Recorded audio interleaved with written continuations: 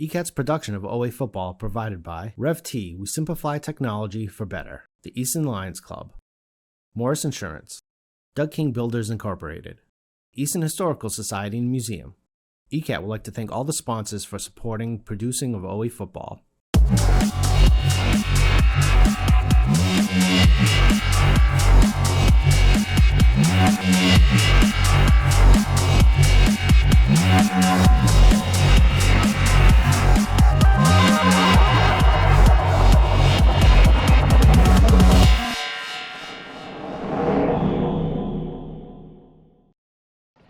So to begin, we will be announcing our senior cheerleaders. For all of our Ames Tigers senior cheerleaders, we would first like to introduce Kiara Delamere, the captain, escorted by her mother Tara and her father Stephen.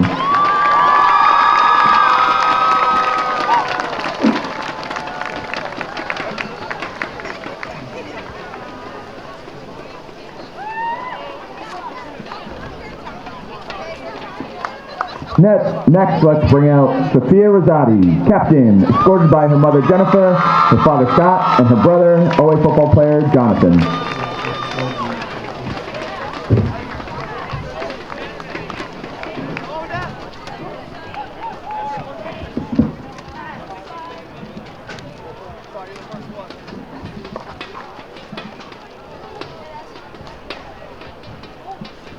Next, let's bring out Colleen Cummings, escorted by her mother Joyce, her grandmother Martha, her brother Curtis, her grandfather Dan, and her nana Carol.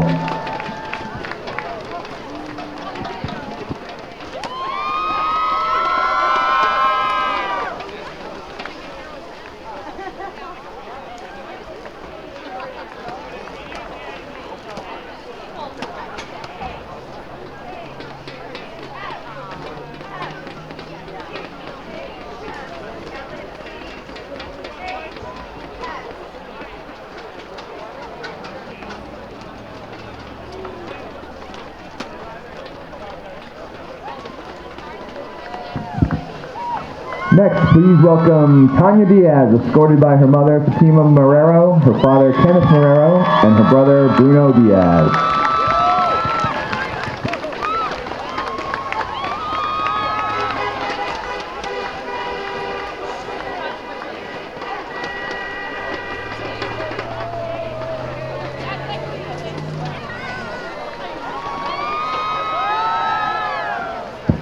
Next, please welcome Abby Fisher, escorted by her mother Katie, her father Arthur, her stepmother Caitlin, and sister Ella.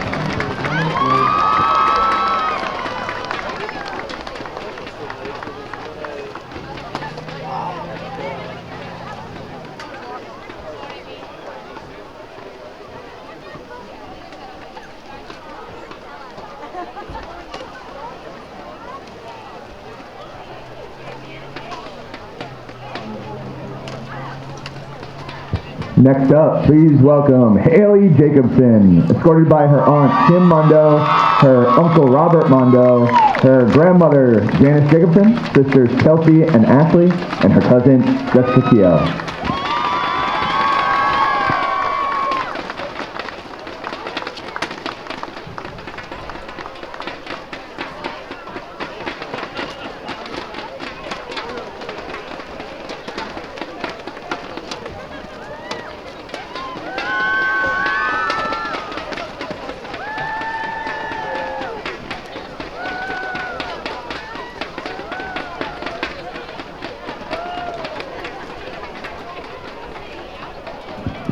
Next, let's welcome Laura McDonough, escorted by her mother Denise and her father Kieran.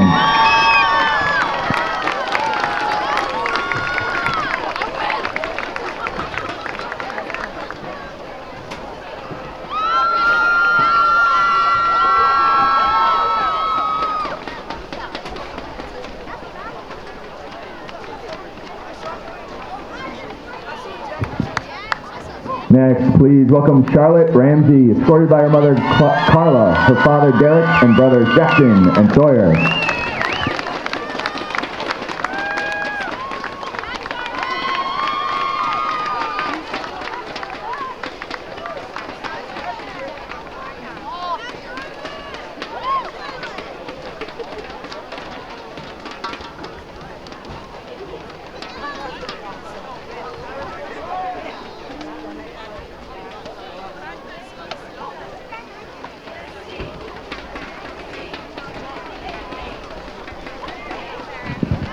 Next, please welcome Franny Cipetti, escorted by her mother Dawn, her father Michael, and her brother Anthony.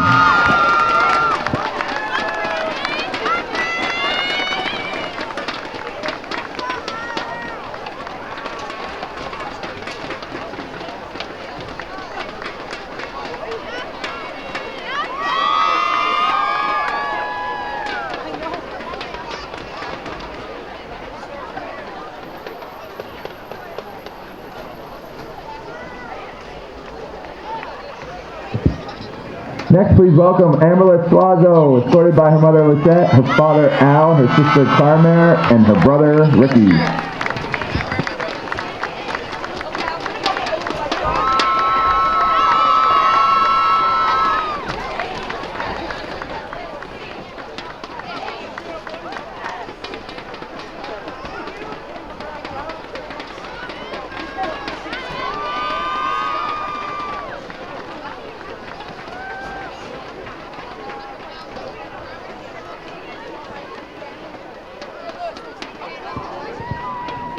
Next, please welcome Aja Swardarski, escorted by her mother, Patricia Neal, her father, Eric Swardarski, and brother, Eric.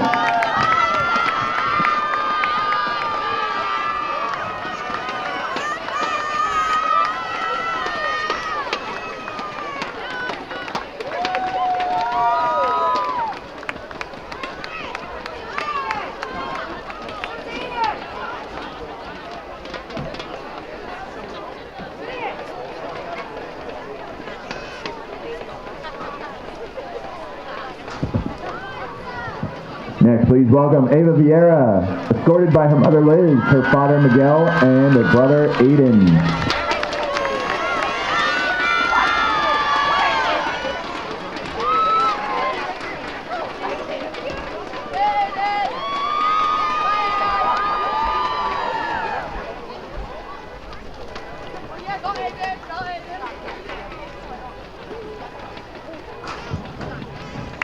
And last but not least, for our senior cheerleaders, we have Taylor Walsh, escorted by her mother, Suzanne, and her father, James.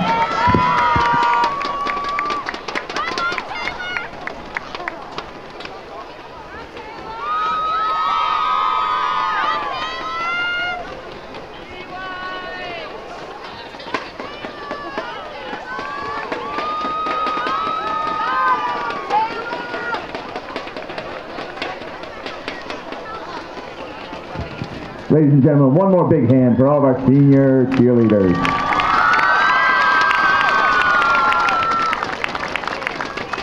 And at this time, we'd like to welcome our Oliver Ames Tigers senior football players. And first, we would like to introduce number 50, Captain Milan Banks, defensive line, escorted by his mother Tracy, his twin brother Malloy, his older brothers Adonis and Adrian, his older sister Angelina, and younger sister Zyra.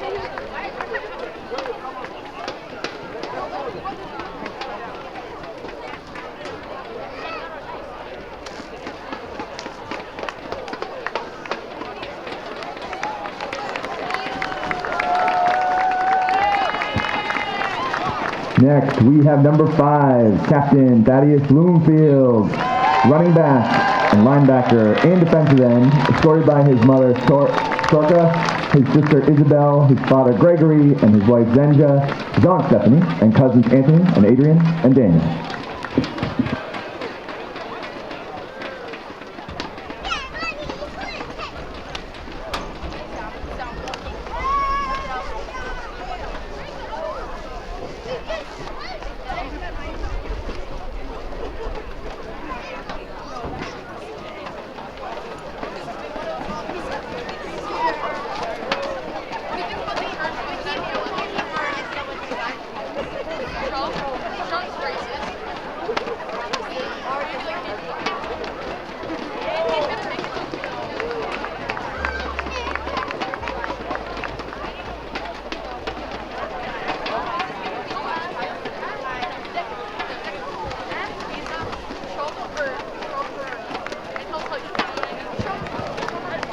Next, please welcome number 16, Captain Patrick DeLowry, quarterback, escorted by his mother Chrissy and his father Dan.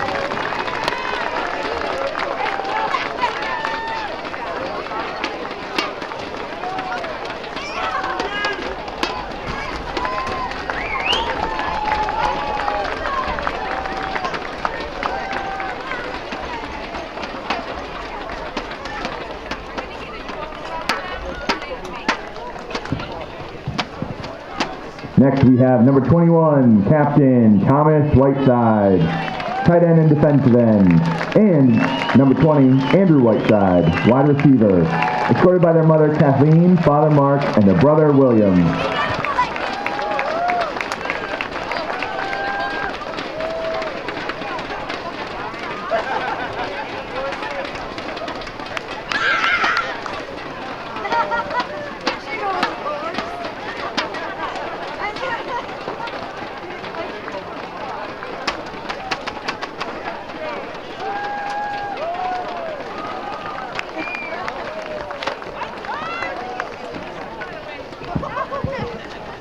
Next, please welcome number 17, Jackson Carpenter, cornerback, escorted by his father Tim, his mother Denise, and his sister Lily.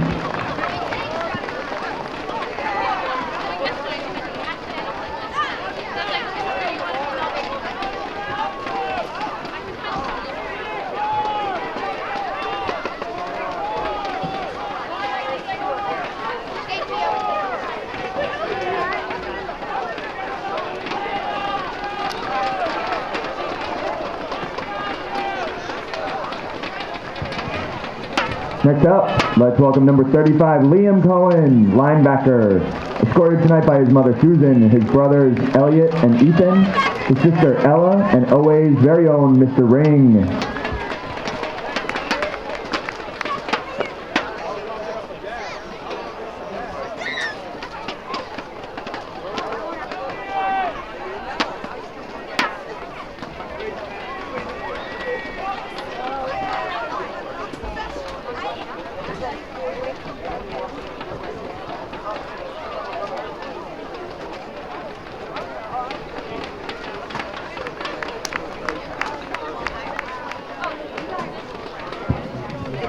Next up, please welcome number 71, James Cremens, center and guard, escorted by his mother Michelle, his father Jim, brother Kieran, and sister Nora.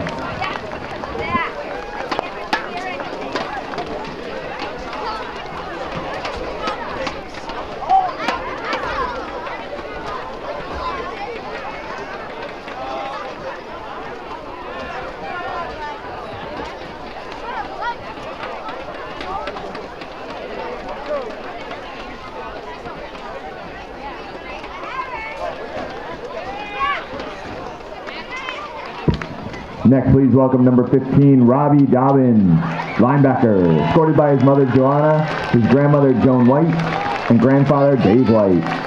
Robbie is also celebrating his birthday today. Happy birthday, Robbie!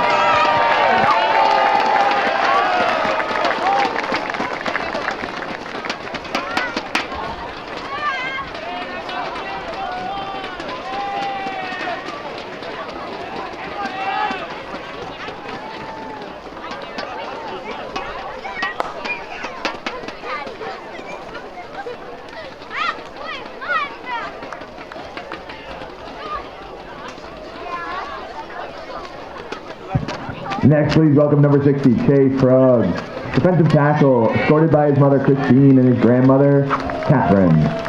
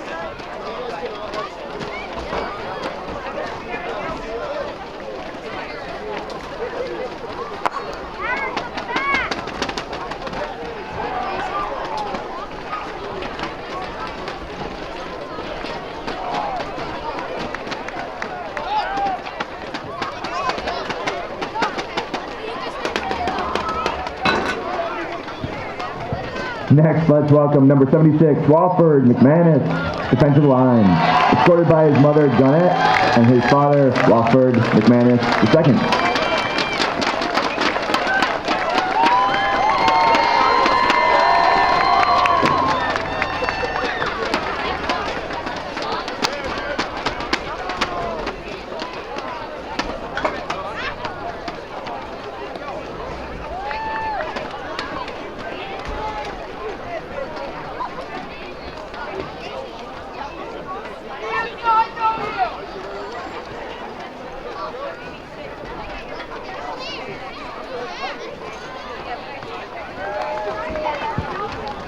Next, let's bring out number 2, John Pedro, cornerback and long snapper, escorted by his mother Betsy, father Bill, twin brother Billy, and sister Irene.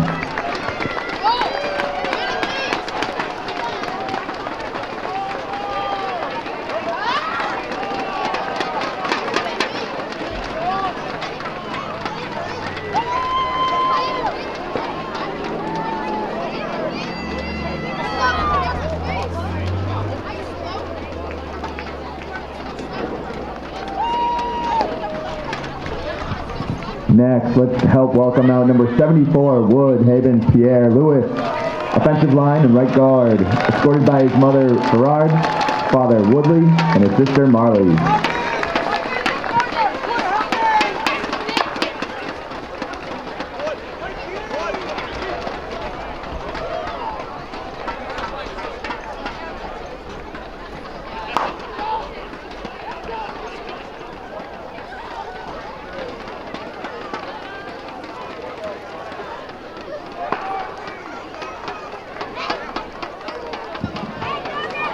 Next, let's bring out number 10, Harold Smith, wide receiver, escorted by his mother Delicia, his father Harold, his stepmom Sophia, and sister Janae Gomes.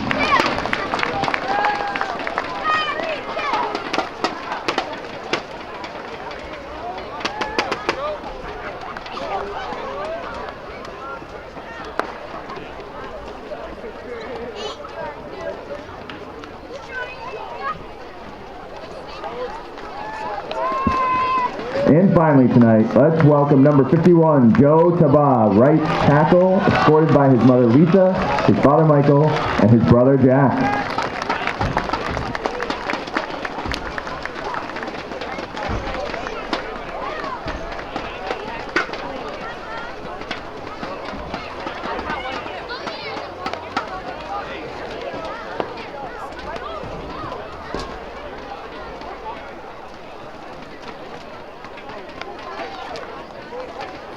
All right, let's give one more round of applause for all of our seniors here tonight.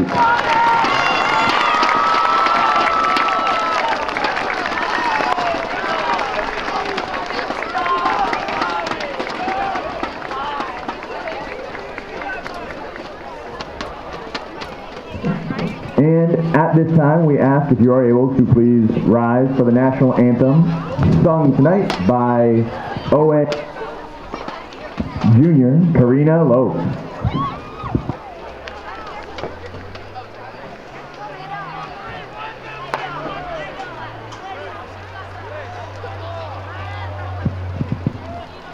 Oh, say can you see by the dawn's early light what so proudly we hailed at the twilight's last gleaming, whose but stripes and bright stars through the perilous fight o'er the ramparts we watched were so gallantly streaming, and the rockets like glares above bursting in air gave proof to the night that our flag was still there.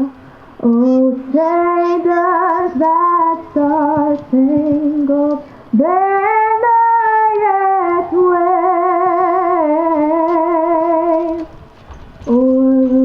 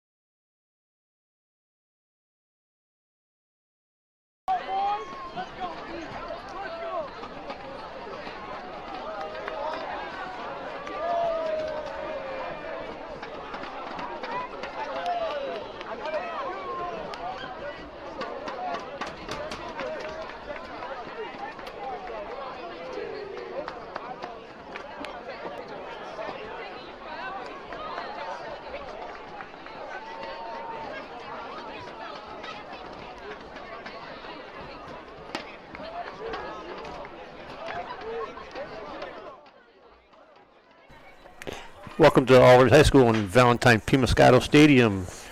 The All Ames Tigers welcome the Canton Bulldogs tonight. I'm Wayne Casey. With me is Jason Diaz. Welcome, Mr. Diaz. Nice to have you back in the booth, Wayne, as Yeah. always. Stellar performance last week. It's solo. It's tough. It's not easy. It's not easy. It's a tough act. Definitely much better having a partner. Well,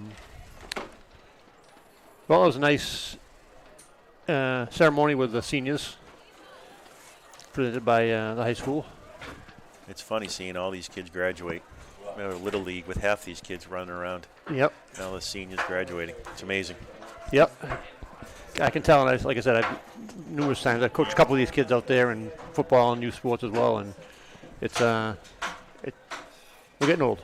no sugarcoating it. We're getting old. No, you've been through this how many times with your Well, I've been doing daughters? just 3 sons, but Yep. I got 2 senior nights out of the way, and 1 more to go in a couple of years. It's always a special night. It is. Passing of the guard, they would say. Yeah, and the crowd was here early. The youngsters, their friends were here early, so which is always good to see. I'll tell you, it's great to see what Coach Speraza has done here with the crowd and the team and getting the whole town behind it. It's really picked up over the past couple of years. This is going to be a program on the rise, that's for sure. And that's what when he took over this year. I think that's what he was trying to instill. I know he was hoping for a better showing of some of the bigger games with the Mansfields, North Attleboroughs, and who else do we play there in Foxborough? It just, like I said many times, there's no easy game in the Hawks. No. And like you said earlier, it starts in the weight room. Yep. You know, I imagine this summer it's going to be a different mindset for these guys. Yep. Hopefully the younger kids are buying into what he's trying to do, and that's really who he's trying to get to. Exactly. I know that he's got a great bunch of seniors, but he's really got to concentrate on the younger kids and have the senior kids be good leaders and be good role models for the younger kids. And you can't get any better than the 2 Whitesides, Delugri, to name a few. It's going to be a tough one today. Thomas Whiteside's out with a hamstring injury. Yeah, I was wondering. I didn't hear that. Did you hear? I didn't see the last game. I know. I think it might have happened in practice. I know he was a little gimpy after the game, but it looked like it might have kind of flared up during practice. So, unfortunately, it's on senior night not to have him here, but he's been a big part of this program over the past 3 years. Yeah. I remember Wayne Senior year, he was the only sophomore at the time that was starting, and the rest were seniors that year on day one. And obviously, I know things changed during the season with injuries and stuff, but he was, back then, was a stud of an athlete and still is. Still is. Robbie Dobbin, kickoff. I expect this to come down just shy of the end zone. Comes down about the 7-yard line. Canton brings it up over the right side by number 8. Tackle, I think, by, is that Shaggy? Yep. Could have been Saggy out there. Nice tackle from Saggy. Yep. Andrew Whiteside. Andrew Whiteside. Nice to see his brother come back from Syracuse. Yeah, Willie. Watch his brothers play. It's a nice 4.5 hour, 5 hour trip just to see his brothers play their senior night. Well, one of them play, I guess. So Canton will take over 1st and 10 on their own 30-yard line. See if Oliver Ames can get off a good start defensively. Swing pass, incomplete. Out to number 8. Looks like he. Pass incomplete, 2nd down. Evans Amilo came out, put his hand out, made him throw it wide right, outside. Yeah, the quarterback is backpedaling as he threw it, which is a good sign for the Tigers. Jack Norton, I believe, is that quarterback, number 5. He's a junior from Canton. Canton actually beat North Attleboro this year, 12-10. Wow. Yeah, a couple weeks ago. I don't know what they've done since, but shotgun formation again. Inside handoff to number 6. Robbie Dobbin, I think, was in on that, number 14. That was Amilo again? Was that 34? Nope. Nick Rowe, 3rd down. 44. 44. That's Aiden Ayuk. Aiden Ayuk. Sophomore. He's been playing well. Last game, he had a couple tackles against a tough Foxborough team. So, and that's the youth movement. Right now, that's what we're experiencing with the Tigers. A lot of youth, and they got to grow quick. Hopefully, they maintain it and Good deep pressure. drop. Ball batted up in the air by another Melton. I think, is he a junior this year? Junior Melton and Ayup almost came up with the Yep. pick. Good stop from OA. First series. Good to see that. Only gain of 4 yards for Canton, and they'll punt, hopefully. We'll put back, I believe that's Looks like Harold Smith. Yep. He tucks his shirt up underneath. You can't tell. I know. On his front. You can tell by those pink gloves and the speed. Hopefully we get to see the speed. High snap. Melton just missed that. Low kick. It's going to run. It can't bounce down to the Tigers' 25, we'll call it. Or roll dead. Great pressure by Jacob Melton. Almost had that block. That would have been a great start for OA. Here's the key, Wayne. Last game, they came out, had a nice run, had a nice pass, and then they had a penalty. Yep. Had a nice run, had a nice pass, had a penalty. They have to get rid of those mistakes. Shoot themselves in the foot. And that's what Coach Sparazzo was talking about earlier in the year, that they're got to be game ready. He knows they're not going to, I don't want to be in the games, but like I said, the small hawk is just as tough as the big hawk, and there's powerhouses. But you can't beat yourselves. That's it. Inside handoff to, is that Loring? Loring on the run. Loss of a couple on the play, I think. You have Harold Smith on the outside along with Jacob Melton, Andrew Whiteside. And we also have taking over for Thomas Whiteside. Looks like Jack Giovanello. Giovanello, yep. Another sophomore. Yep, another alumni. His father was a 92 graduate, former player here. Big shoes to fill with Thomas Whiteside. Hopefully the sophomore can step up. Hey, you got to you got a chance, you take it. Fluger drops back to pass, lets one fly. Just over the head of that Andrew Whiteside. Yep. Kareem Chaplin on the defensive play there. Almost had a pick, but just a little too high. Bring up a second down. Actually, it's going to be third down. Third down. 12. So they switched it up, put Smith and at number 10. That's Harold Smith, and I can't see who the middle person is. You got Whiteside and Melton on the outside along with Giovanello. Loring on this side with Smith. And Toluga's brought down in the backfield by number 70. Turn the page here. Number 70, Rancy Jean Baptiste. Fourth down. For Canton. And if I mispronounce any names from any Canton folks that are watching, I apologize. Well, if Canton held North Attleboro to 12 points, you can see they're big up front. Yeah. They're going to have to be fast, Oliver Ames, and getting the ball out. That's going to be a big difference. Calendar on the kick. That changed, obviously, since he's been swapping duties. Comes down on the Tigers' 45.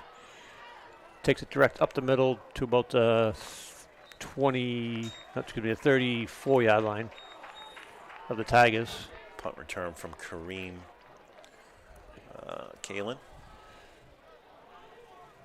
Let's see, I got Canton scheduled here.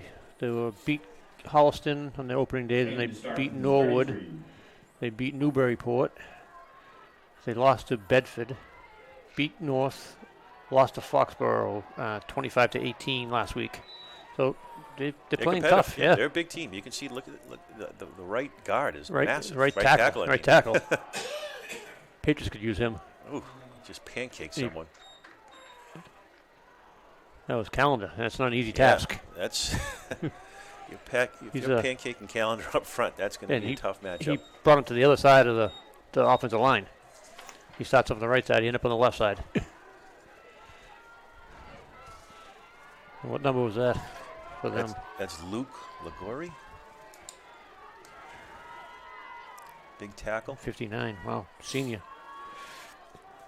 Well, they'll have to worry about him next year.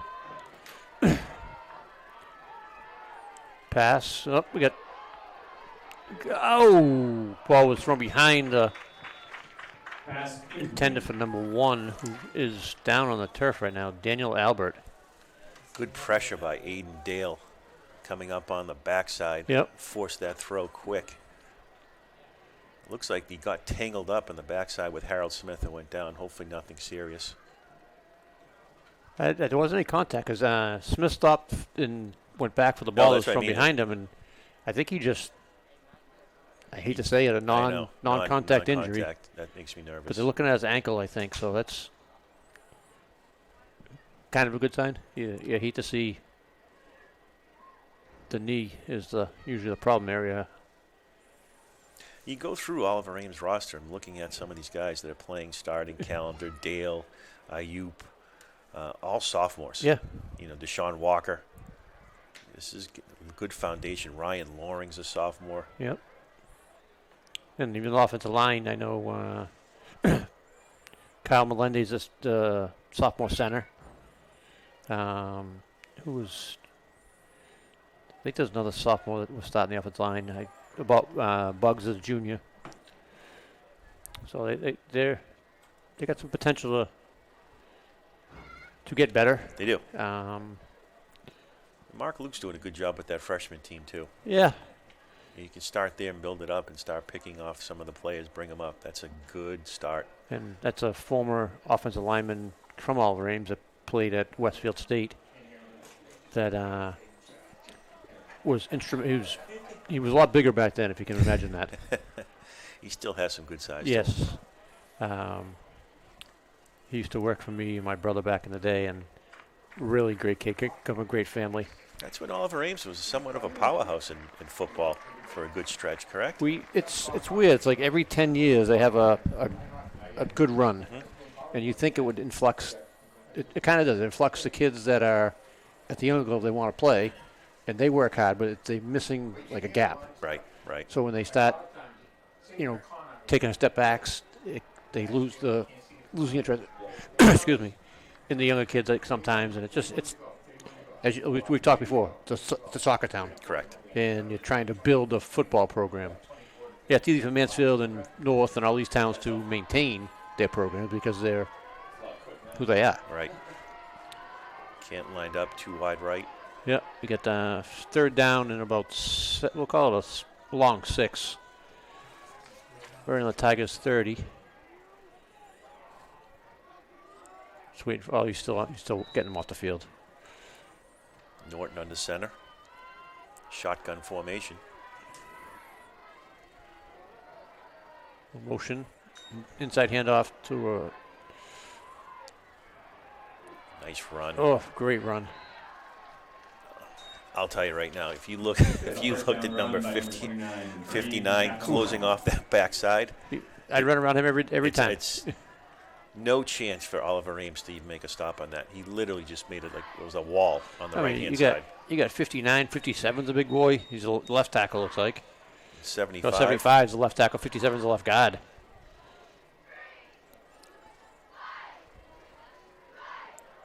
Oof. This is where you need Thomas Whiteside on defense, too, to take on the pressure. No, that time looks like Mitchell got the better of him. I wouldn't say better of him. I said got a good piece of him. Zamilo got in there early. Yep. Kind of stuffed that run. So I just need a number on the centering right guard. So 75 is a senior, 59 is a senior, 57 is a senior. That's Big 60. boys up front. I'm just going to go out and guess they're all seniors. Drop back, throw to the right-hand side, gets it off to Kareem. Oh, nice tackle by Harold Smith. Pass complete, number 29, Chaplin. Third down. It's like Kareem Chaplin's their go-to player. Yep. He was the one on the end around, made a nice play defensively, and made that catch. So their offensive linemen are 4 seniors and a junior. Like I said, I can see why they gave North Attleboro some problems. Yep. They match them up front pretty easily. And if you look at their bench, numbers-wise, they probably about the same amount of kids on our roster as on their roster. And Thomas Carty in the backfield, not Kareem. Dimitri had him. But we're going to have a block in the back there, hopefully. I think you're right, Wayne. And that tackle was on by Dimitri Karamias. Yeah, he had him in the. He missed the first initial tackle. I think slowed him up. Slowed him up. He was in the backfield though. I don't want to say took a bad angle, but he just Yeah, push in the back. We'll move them back 10. Good play by Dimitri, forcing that push in the back. Got in there quick, anticipated the run. That's going to be a big thing, I think, in this game, especially with number 59 blocking off that side. You're going to get a lot of one-on-one tackles from the corners. Yep, you're going to have to. I would actually overload that left side of the defense every time there's a short run play that you're predicting, and because if I'm Canton, I'm going to run around behind that kid every time. They get 3 wide to the left. And we got a timeout by Coach Baz. All Ames. Must have saw something he didn't like there. Yeah. So is I know your dogs on the soccer team. Are they done?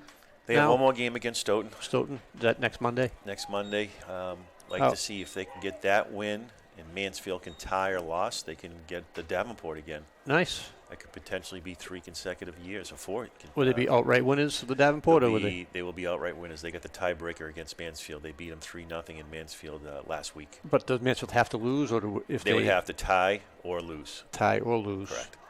If they win and we win, is it a split? It's a split. Tie. Okay, so they have a share. If they win. I think Mansfield might have the tiebreaker then, because Oliver Ames, I believe, has 4 ties and Mansfield has 2. Okay. But we have the tiebreaker if it is, if they do tie or lose. Yeah. So then the boys are, I believe they're top. The boys, the Davenport, and then I know. I think both teams are kind of positioned themselves for the states. Yep. Both playing well. No losses for Oliver Ames, the girls, since the 3rd game of the season. Yeah, I think the boys have Carlisle tomorrow. That's a tough matchup. And then Stoughton on Monday. Correct. For their last game. Drop back, fake handoff and pass over the middle to number 8. No, it's Tyler Kelly. Got half the yardage back, or back to the real last line of scrimmage possibly. That's be gain of, we'll call it 7. Good tackle there by the sophomore, Ben Walter. Yep, so it's bring up a 4th down and 3.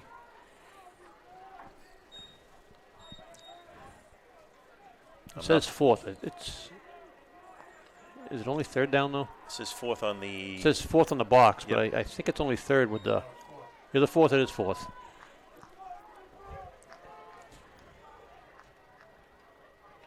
Inside handoff to...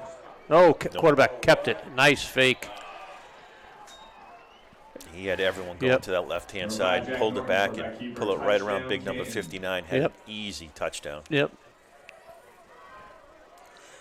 I think Milton was on the side. He got caught stepping in. One step in. Yep. That's all it takes. Good speed from the quarterback, Jack Norton. Read option. I think he's only a junior, right? Yep. With Canton this year, are they more pass-happy, run? Looks like they're pretty balanced right now. I think most teams nowadays, it's even. It's 50-50. Yep. And like I said before, it gets more kids involved if you're throwing the ball. Or there's a threat to throw it. And they throw it to 29. Back. That's a nice route. Find number 26. No, 29. 29, yep. Sorry. And that's their go-to player, Kareem Chaplin. Yep. He ran a route that almost reminded me of good old number 11, Julian Edelman. He ran inside, put his inside foot down, spun the opposite way, and turned back and caught the ball. Made famous in the Super Bowl against Seattle. Yep. And he'll tell you he learned it from Wes Welker and those guys, but practice makes perfect. Yeah, it's attention to detail. It's a good drive by Canton. Yeah. A couple passes, good run. No penalties, so they had one penalty in the block back. Yep. Came back, made a nice short pass from that end around. Good play calling from Canton to get on the board, 8-0.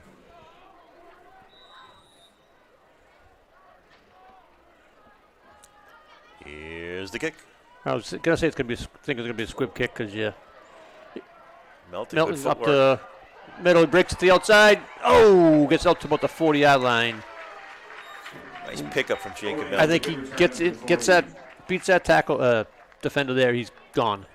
Good speed. He's got great speed. He's a fast player. He played center field for the JV team, and he covered a lot of ground. Yeah, I'm sure.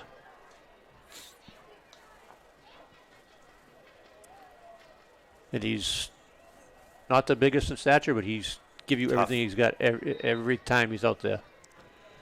Let's see what Coach Peraza can draw up against this tough Canton defense. DeLuga and Loring in the backfield. Yep. Trips to the right.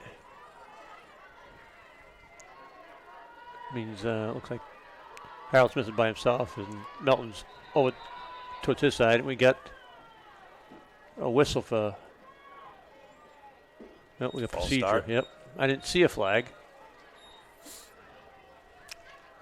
but I got this big block in my view here.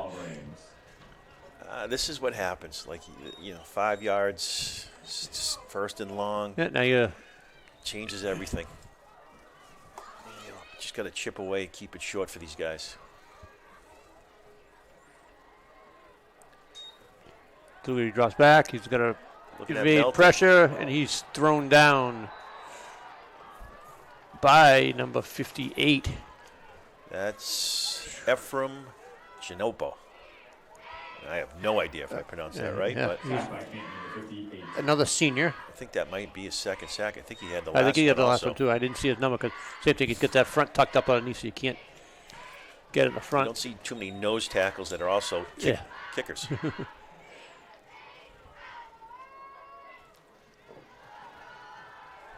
Screen pass. That looked like that might have been a little early. They didn't call anything. Coach Peraza was saying that his receiver was there, but I don't know what the pass was high, but he still came in a little early, hit him from behind. I think they're kind of talking about that now. Only thing I can think is if it wasn't catchable, that was it. Oh, they still you can't really throw the flag now. Right. I'm thinking that maybe talk about intentional grounding something because it wasn't near anybody. But I don't know. Did you happen to see the non-face mask call last night in the final play? It was close to the end of the game, I think. No, I didn't. Of the Rams game? Yeah. Nope. I did. I did see right that. In the end yes, zone. The controversy, correct. Yep.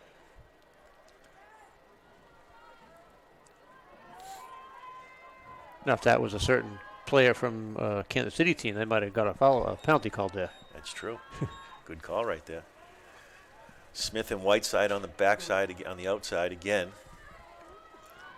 Looks like Giovanello and Jacob Melton. We got movement still. We don't. Third down and about 35. A lot of pressure. And Duluth goes down again. This defensive line is going to be a problem for Oliver Ames. Yeah. They have to go some screen passes to try to get something out fast. And they coming in hard on the Oliver Ames offensive line. And the size of the three down linemen were substantially bigger than our kids. And only one of them plays both sides of the ball.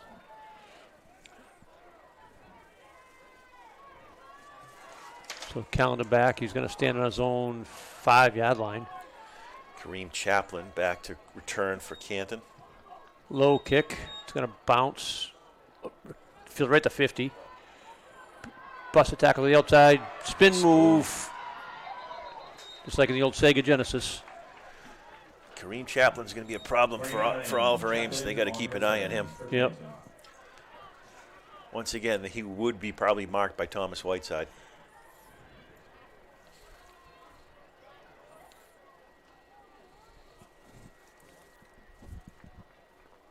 Okay, we'll take over at the Tigers 28. Yeah, we can't keep giving them short field. You don't know what you're going to get now with this team. No. Jack Norton in the shotgun formation again. Hand off to 29 again to the right side. A little stutter step by Kareem Chaplin. Picks up around 6 yards.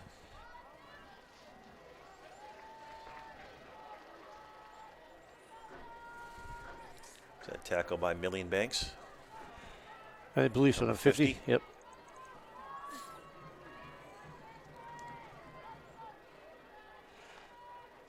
I always thought it was Milton Banks. Maybe it is.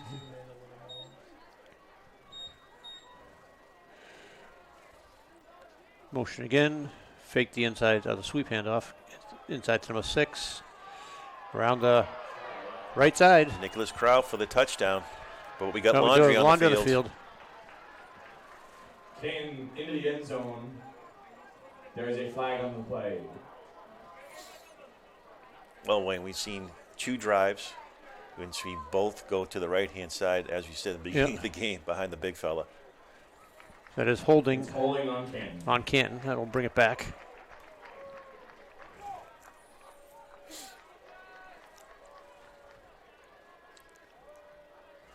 I'm still confused sometimes on some of the Federation rules now. Some of the fouls are spot fouls. So that'll... So they don't give them the 10 yards? No, they'll get the 10 yards, but it's from... from the spot of the foul. From the spot of the foul. But if it's behind the line of scrimmage, I think it only goes from the line of scrimmage. Okay.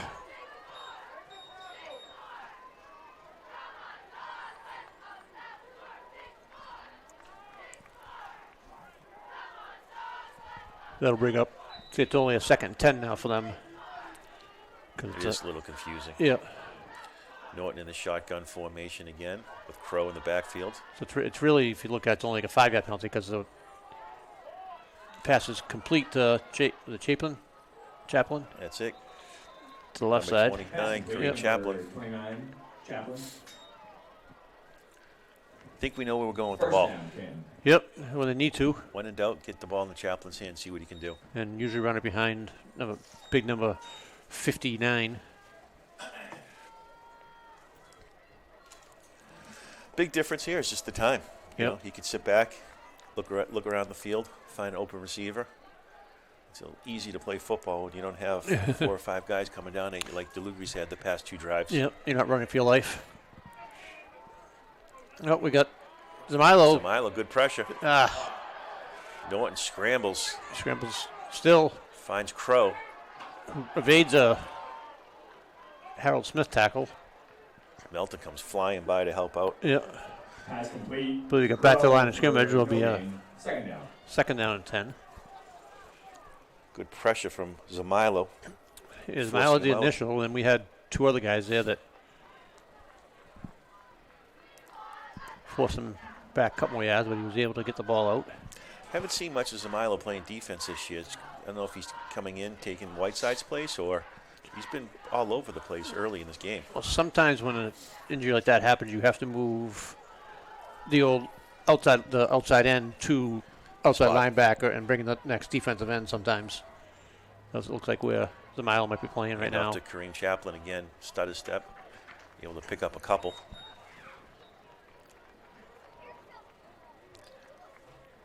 Good pressure from Oliver Ames. Yeah. He'll take a gain of 2 on that side.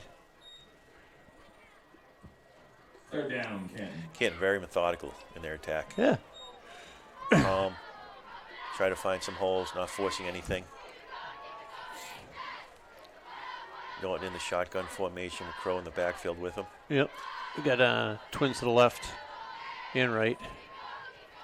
Motion to trips. He's looking left. Fires one over the middle. Oh. Looked like Chaplin just came up short. Yeah. Incomplete. 4th down. Norton was looking to lead him, but Chaplin just slowed up. Saw some footsteps and slowed down a little bit. Bring up a 4th down in 8. Doesn't look like Canton kicks. No, that's why I started saying on the kickoff, if usually everybody these days kicks the extra point, gets I don't want to say guaranteed one, but that's why I was anticipating a squib kick.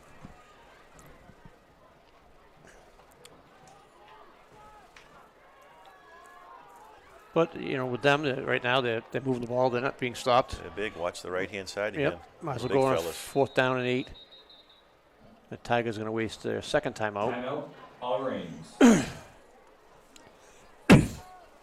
Coach saw something again, maybe he didn't like. Yep. Called the team over. I'm not Nostradamus, but I'm going to say they're going to go to the right-hand side. You would think. I would hopefully slide Dale or Ayup over there to help out on the right-hand side, but well, maybe we can put 9 guys on the right-hand side. That's it. you know what's going to happen on the left. Let's go back to the other OA sports. I know both cross-country teams, I believe, won the Hawk. Girls volleyball, excuse me, the volleyball team, I should say. They actually come in second to Canton, but they are waiting for their state tournament bracket to come out. And then we had the golf team who finished fourth in the Hawk Championship. Didn't have a great year overall on the season, but, you know. Building another foundation. Yeah. Coach Riley had past 3 years, a solid class of sophomores. Seniors last year. Played 3 years. And we didn't, I don't want to say didn't have the kids this year, but these kids this year didn't have a lot of match experience. Time for Norton. Oh, good pressure. Finds a wide open receiver. In for the touchdown. Pass complete, number 6. Made a great move. I couldn't tell the number. Let Milton side. I don't know if he was over looked there. like Bloomfield got in, then Norton rolled back out to the right, and Crow was just sitting there by himself again. But I'm saying the Crow made a nice move at the goal line to get around. I think it was Milton. Sidestepped him. That takes it to 14-0 here for Canton. Here comes the 2-point conversion.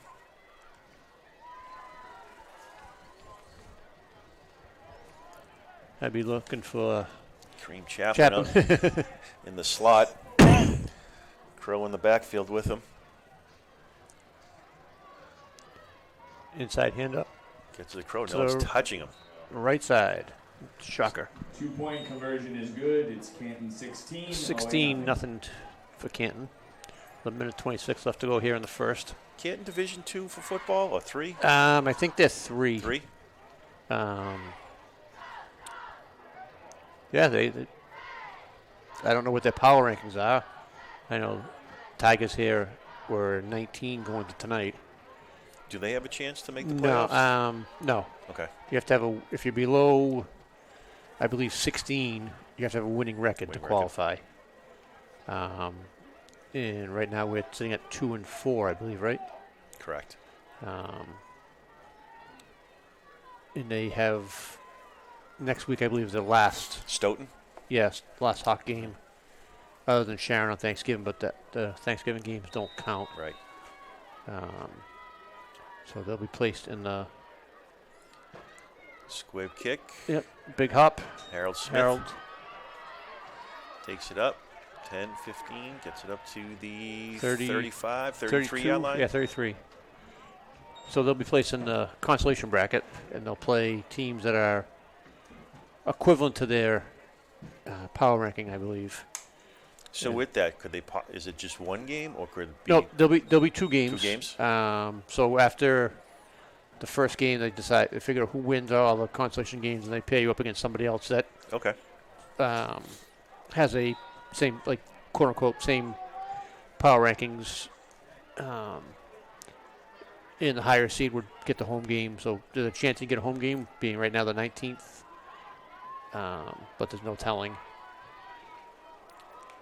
I don't know where they played last. I know we played in Somerset Berkeley last year. Actually, 2 years ago, we made the playoffs with Wayne senior year. And then off to Loring, stuffed. Yep. By number 9, Christopher Piera. Looks like they're going to try to go to the hurry-up offense, see if they can get Canton off guard. Yeah, try to get them tired. They did this last game against Foxborough, had some success, but then had a couple penalties and put them in a bad situation. See if they can do something now. Well, they came out, remember, was it North? Nice pitch and catch to Whiteside. Whiteside stays on his feet, gets over the 40, or right about the 40. Nice throw from DeLugri to Whiteside. Yeah, so it was early in the year. Was it North Attleboro? They put a shotgun the first series, and they come out throwing the ball, and they come out in a hurry up. And you got to do that against these teams. They're big. Yeah. They're going to get tired. Pressure, and if you can speed it up, you might get a couple mistakes and break one long. Oh. Dragged down. Loring tried to squeeze up the middle, but couldn't get on that big right-hand side of Canton. Yeah. 4th down, all Reigns. I'd probably stay out of the middle. That's going to take us to the end of the first. Coach is going to wait. And we'll take That's the end of the we'll first flip the quarter. fields here and Short yardage play. See if they can get maybe a screen to Melton. They need a couple yards. 4th and 2. 4th and 2. I don't think they can get it running. Maybe to the outside, not the middle. Not the middle. Senior Harold Smith hasn't been touched the ball much. Like No. to see him get something offensively. He can usually pick up a couple yards. You get the ball out to him with A his jet, speed. jet sweep or a little quick wide receiver screen. Well, Coach Barras is an offensive coach, so this is a big play right here. I know it's early in the game, and you don't want to say big plays, but to get a first down and at least keep it on the other side of the field would be good for Oliver Ames. Yep. I didn't get to see last week's game against Mansfield, but I know they were up 7-0 to start. So I don't know what they have for a game plan, what they did over there. And I know they lost 35-7, but Good start. yeah, That's it. got to keep moving forward. DeLuger in the shotgun formation again. Smith down below, Melton up top. 3 down linemen. He's looking to the sideline, looking for play change from coach. Signaling the plays. We're going to switch Giovanello. Whiteside getting into the slot formation. DeLuger calling an audible at the line. See if well, we got the back just got arm out, so we get less than 5 here. Yeah, he's going to be short. A little bit short.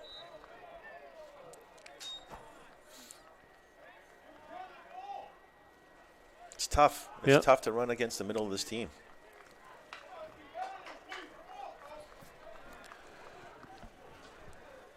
It's a big line. Yeah, with that they bring in 4 new offensive linemen, and on 57 is the only one that stays on the field for them. I'm kind of surprised, Wayne, they didn't go with Calendar. You know, Calendar usually in those short yardage.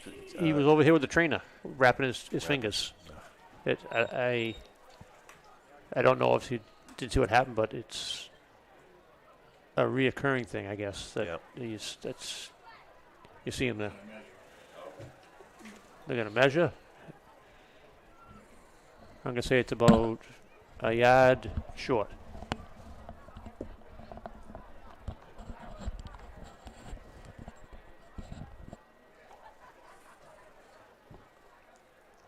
I might be looking at the wrong sideline here, but I'm thinking that was about a full yard short. That's what I thought too. If it's anything close to that, I'd be shocked. But Dan DeLuger is doing that on the sidelines, and they are a yard short. Yeah.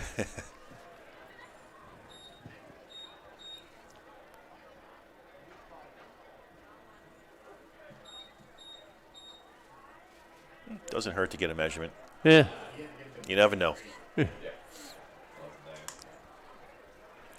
Well, Canton takes over. First down and 10 on the Tigers' 42-yard line. Short field again for Canton. Yep. Canton spread him out again. Jack Norton in the shotgun. Got 34 in the backfield with him. Dylan Albert. Gets a nice handoff up the right side. Takes it to the Tigers' 25. Jacob Melton on the tackle. If you want to call it that, getting run over, but he got in front of him. He caused him to fall down. That's we'll take the credit. But that's just too many yards from what appears to be maybe a backup running back. I mean, Albert. Yeah. Now it looks like they're going with Albert and Chaplin in the backfield. It was a nice run, but when the hole's as big, big run on the left-hand side. Chaplin down to the 5, in for the touchdown. Albert laid a hit on number 22, Aiden Dale, to break him free on that run. It's tough. Like you see some of these teams, like last 2 weeks ago when I watched Foxborough, the same thing. Yeah. You know, even North Attleboro, these guys bring in 1, 2, 3, 4 running backs each time, all with different speeds, height, size, different talents. It's just tough for a team like Oliver Ames to know what to do. With that, they keep them fresh. Correct. If you got fake big fella. That was a design fake for the big fella. Fake.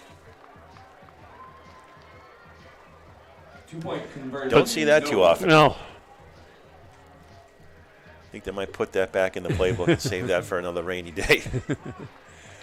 But getting back to having that many weapons at your disposal and having the line that you have, everybody stays fresh. And we're touting out the same 15 guys between offense and defense that, are giving you everything they got. They just get winded. Yep. And with injuries, we know Whiteside's not in tonight. I'm sure there's a handful of guys that aren't playing.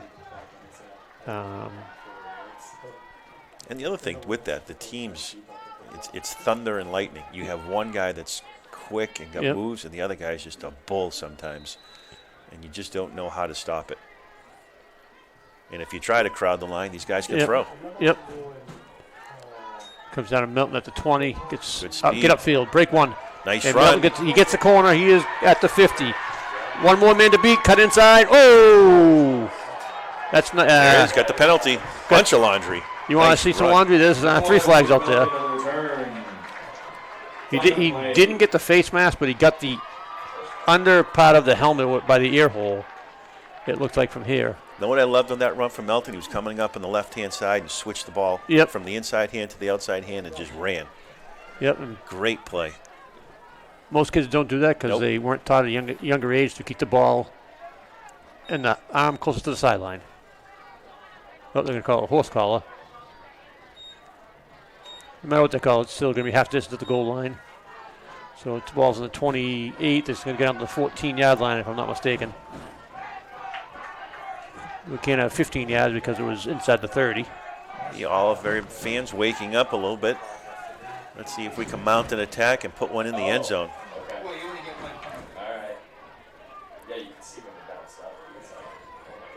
I'm sorry, what did you say, DJ? I was watching the... I was saying the fans are really getting into it. Let's see if Olive and Ames can get one into the end zone and make this a game. Yep. 22. It's not unsurmountable. We came back game 1. We were against Archies. We took a 7-0 lead. They went down 21-7. Came back to win it. DeLugri in the shotgun formation again. Yep. Drops back, has some time. Middle's wide open. Looking for Andrew Whiteside. Just overthrew it a little bit. The middle of the field was wide open. They had, but obviously we had nobody running in the middle of the field for openings, but to get open. But there was nobody for Canton. I think Patrick was shocked he had so much time. And I actually think we had 12 men on the field there.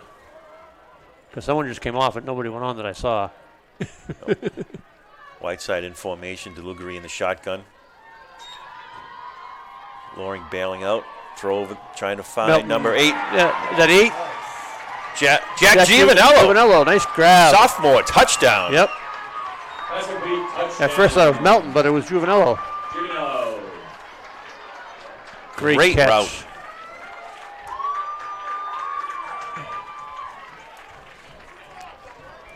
Great play by Jack Giovanello coming across the backside, getting one-on-one, and Patrick just floated up there. Great grab by Jack Giovanello on that catch. Defender right on his back. Put that ball in the suitcase, bud. Congratulations, your first touchdown. Unfortunately, high school, you can't keep the ball. I just like to say that. Kick is up and good. And just like that, we got a ball game. Yep. Good.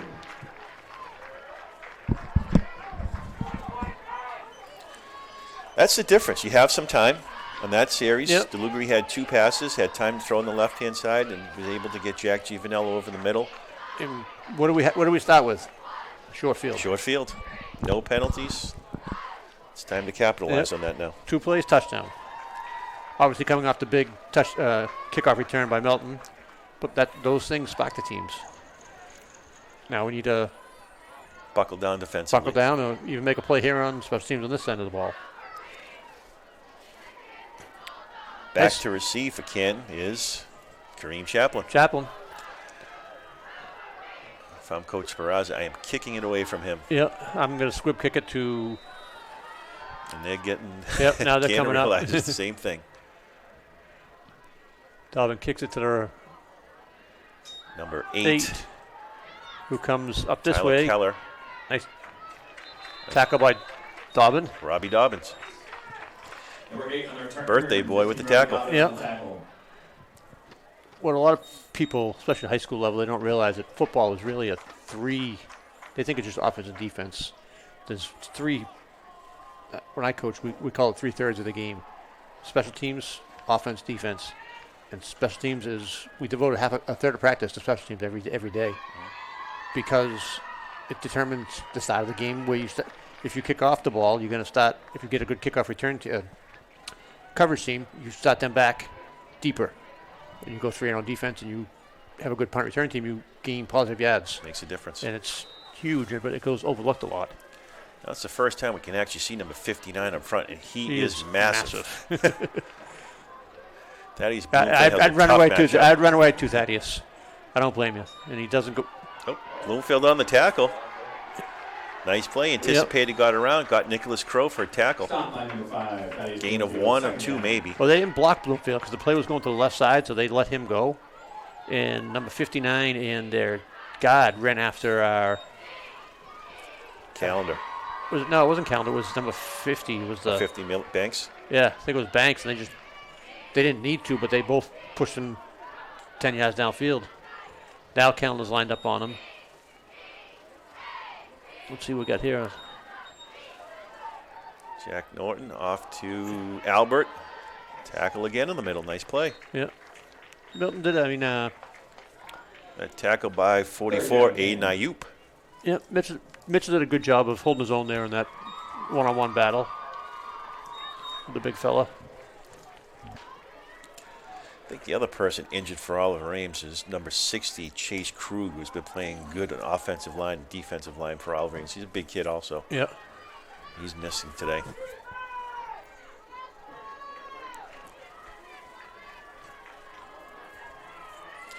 Third and short. Third and long one. Tags going to watch out there. They looked like they were almost lined up offside. Speed on the outside. Number 6.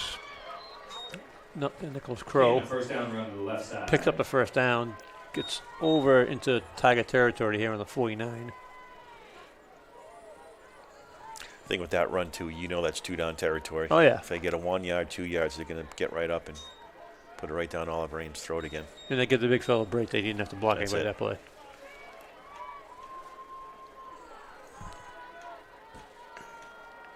Haven't seen Kareem Chaplin yet. See what Norton does. Drops back. No, Chaplin wide going open, in the middle. Wide open. Had a step on him. And, right off his fingertips. What a throw by Jack Norton. Yep. Second down. Chaplin just took a step on the inside and just broke right in the middle. He had 2 steps on Harold, but Harold did a good job of catching up to him. And it's a great throw by Norton. Had to have taken his eyes off it and decided what he was going to do was celebrating there. It's again Oliver Ames trying to put some pressure, but the offensive line from Canton is just holding him back. Norton's got a ton of time to kind of survey the field and decide where he wants to throw it.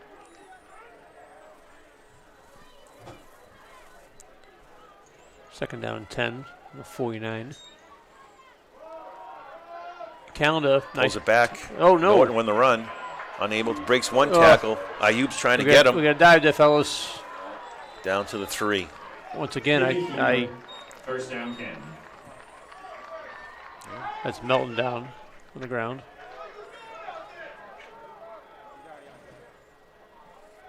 Jack Norton's got good speed, too. Like we said earlier, you get the running backs. They can go right. They can go left. You hold it, you pull it back, and everyone's going to the wrong side. Yeah, he even had me fake that. I thought the first fake, he had the ball, the number 6 there. I thought Mitchell tackled him in the backfield. It was a great read from Norton.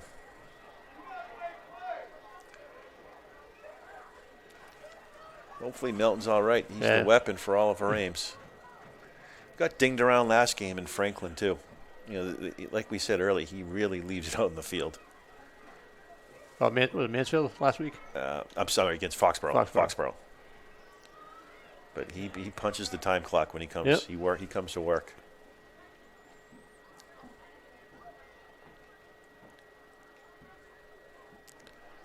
Well, Canton go to the playbook on this one. Short and goal. And just inside the 10. Ton of options in their playbook, I'm sure. Melton gets back up. He's a little dazed. Yeah, he's grabbing his head. I think he just got piled up on. Look when he went down. Probably his own team. Yeah, a couple guys just went down on him.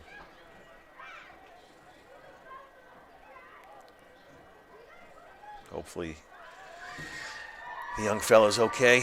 Seems to be walking a little gingerly. Yeah. And with anything, if it's a head injury, he's out. There's not even a question. Right. Well, Canton lining back up. Norton in the backfield, shotgun formation. You got big number 42 back there with him, Galvin Puchard. Lead blocker. Yep. And off to Crow. Tackle by Calendar. I think Calendar was mad that he didn't actually get the credit for the tackle in the last play. He made up on that. That's a big stop right there. You see the fullback lead block too often now in football, so it's nice to see them bring that back.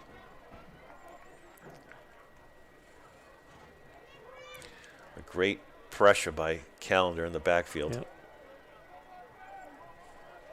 Oh, they didn't even really give him a loss. The ball was started at the 9-yard line, otherwise at 10. I thought that was at least 3 or 4 yards. Got John Pedro taking Melton's position on the right-hand side. Going with the big set again with Crow back there. Hand off to Crow in the middle. Yep, dances around. Nice tackle. That's by number 5, Thaddeus Bloomfield. And Mr. Dobbins, the birthday boy. Third down after that run. You just feel like they're going to pound it up the middle. And make Oliver Ames stop them. Yeah, like you said, it's 4-down territory. They always got the chance to run it behind big number 59.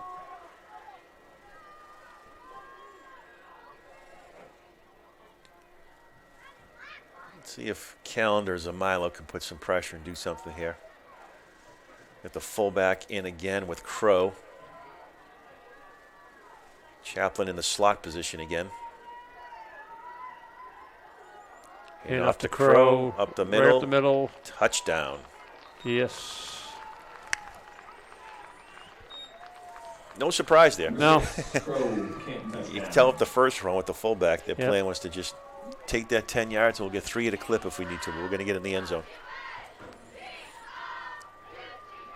3 yards here, 3 yards there, 4 yards, first down. That's old 1980s football. Or a couple years ago at Oliver Ames, that was football here with Chad Silva. That's true. But we were being stopped sometimes.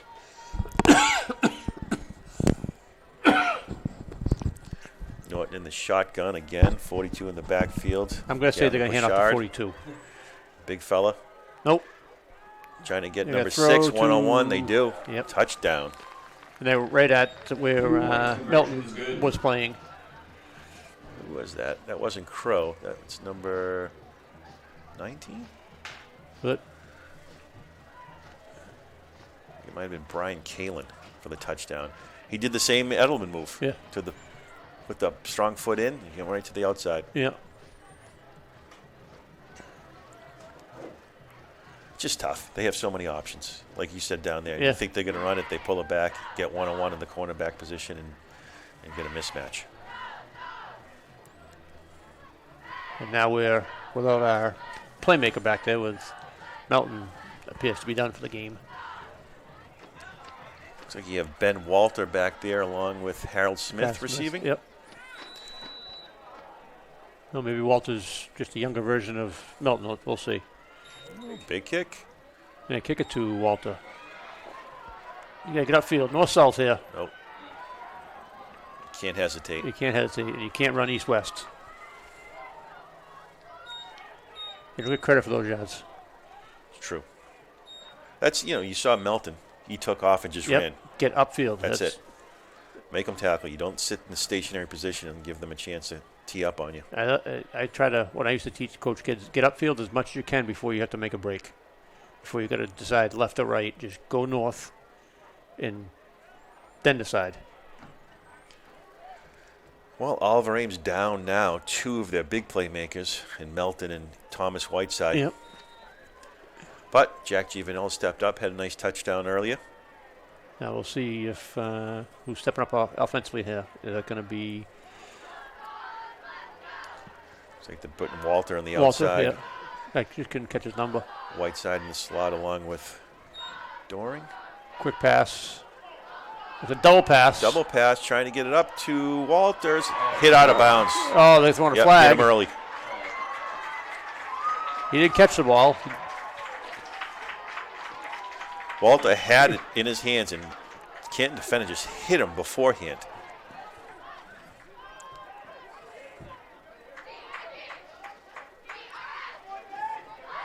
Coach Peraza going into the playbook, trying to drum up some offense. You know something? I saw Loring throwing the ball down here before with Delugri.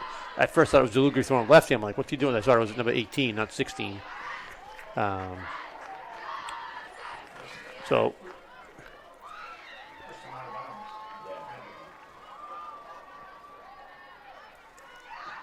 If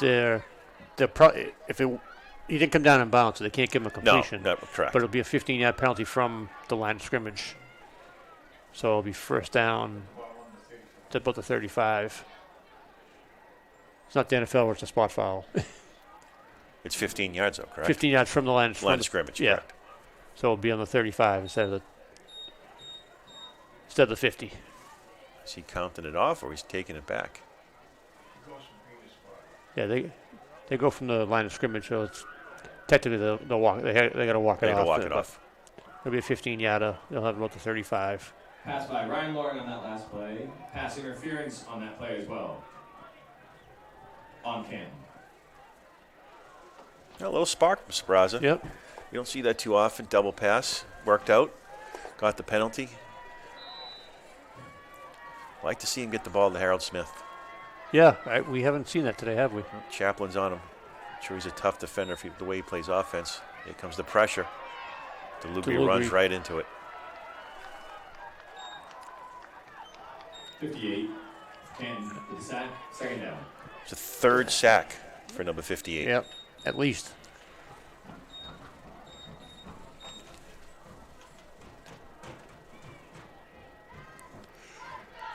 I don't care who you are. You can Matthew Stafford. You're not getting the ball off with that type of pressure. Nope. See what coach can draw up. Delugri in the shotgun formation again. Drop short patch. Gets tipped in the line of scrimmage. Hits the ground first. Hits the ground. He had Andrew Whiteside there right in the middle. If that ball didn't get tipped, he probably had maybe 7 or 8 yards. Bring up a third down and 14.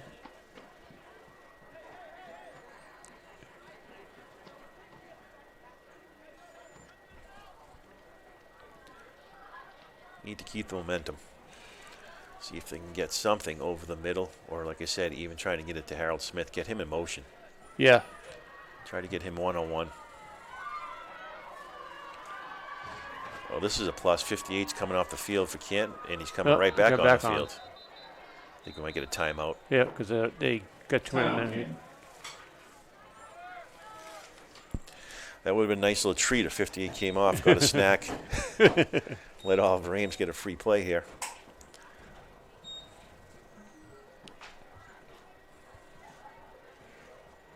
What does Stoughton look like this season? Stoughton, I saw today, was 0-6. Okay. So there's a chance. But there's, like I said, there's no easy game in the Hawk.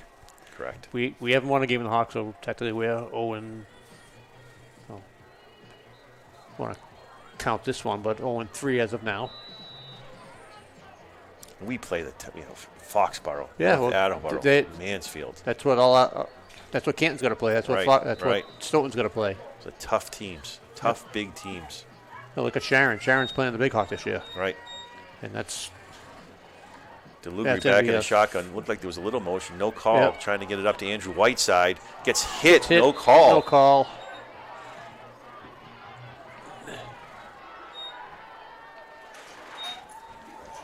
Had his hands on it. Just couldn't bring it down. Yeah. Good defense.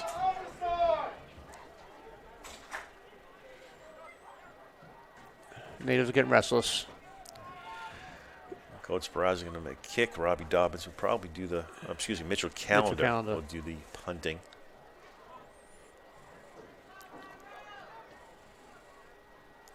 They were looking for the playmaker. Andrew Whiteside had him, but looked like the ball just floated a little bit, gave the safety a chance to come over and knock the ball out of Andrew's hands. Callender back for the kick. Green Chaplin back to receive. Takes a great all-the-range bounce. He's going to try to pick it up. Not a smart thing, typically. Good speed. Oh, that's going to be a flag. Face mask.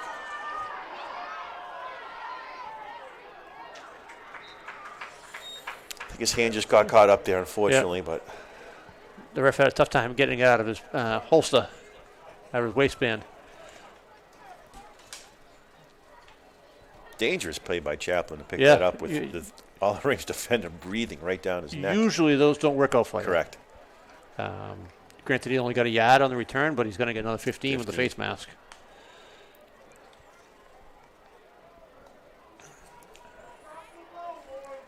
But as a coach, and you don't want to see your kids pick that ball up.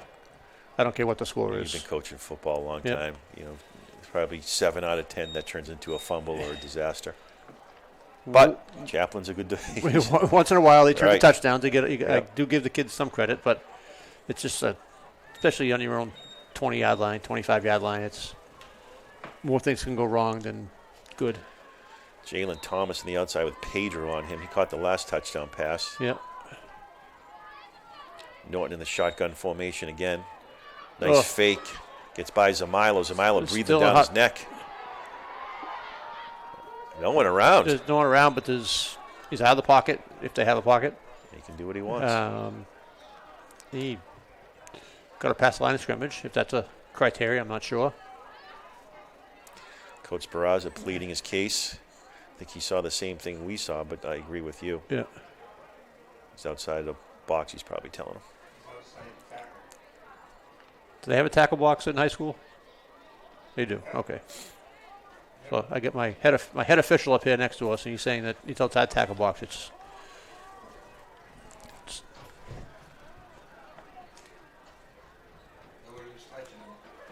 like Canton's going to go a little bunch formation here. Well, you got to work on some things. But it's a mile on that play. You can't leave your feet. It's no. You know, a little movement there also. Too. They didn't call it. Nice run by number 8, Kyler. Is that his first carry tonight? Keller, correct. Turned nothing into a first down. Yep. It looked like some movement early on the right hand. It looked like the two backs moved at the same time. No call, which I'm kind of surprised because we kind of got it on our last play too. That's true. Our left tackle was moving. Left tackle was moving a little bit. I don't see Melton on the sideline anymore. So maybe he went back. Maybe he went inside. I did see his parents down on the sideline. So Tyler in the shotgun formation again. A little movement up front and again. No, he pulled it again. Pulled it back. Yep. Going to make that tackle, Oliver Ames. Hey, was that Zamilo again in the backfield? It 34. Was Zamilo in the backfield.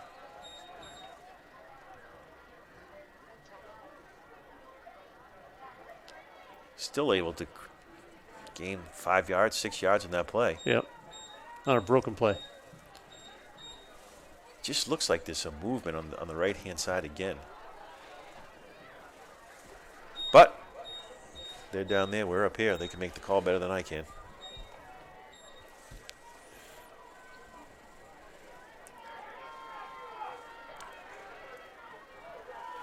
Chaplin in the slot. Norton on the backfield. The shotgun formation. And it's number 0. Jerome Weeks. Yep. Another running back. It's the 5th different running back they've had in the first half. Is that counting the big number 42? I count him. Well, if you want to count the kicker as a carrier too, he did fake a point after attempt. Goes down to rushing attempt, I believe.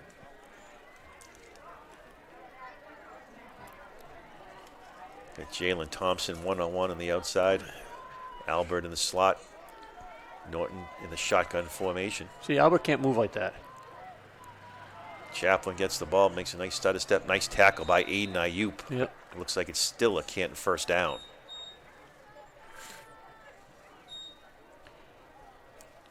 Albert, if you notice him, he stands upright, and then when the quarterback starts his cadence, he goes down like this. To me, that's a movement towards going forward. And he's the same player. I keep seeing it with number 8. It's like you see out of the corner of your eye when you look at somewhere else and see that movement. Yeah.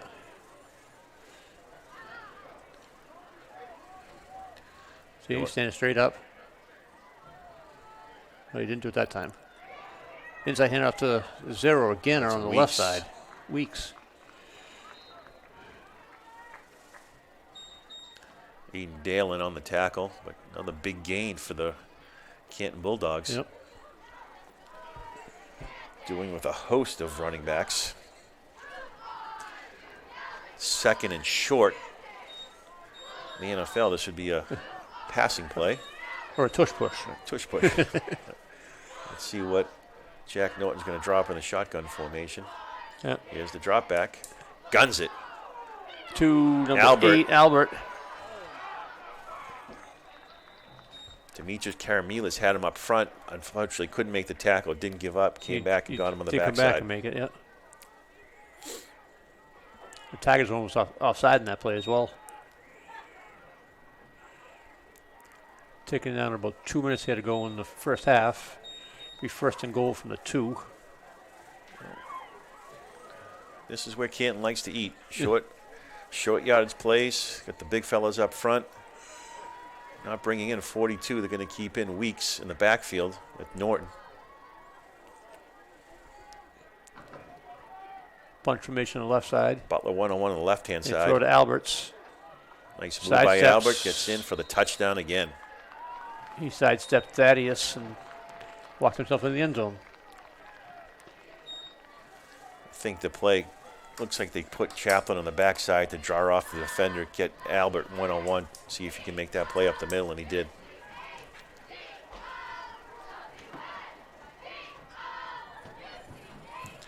Let's see if they try their fake point after attempt here. Up 36 I like to see the big fella kick it. Let's see if he can get one up there. He might hit his center right in the back of the head. Oh! Whoa! I stand corrected. Wow. Kicked that out of the stadium. Just short of the flagpole, but yeah. I was only going by what his kickoffs were.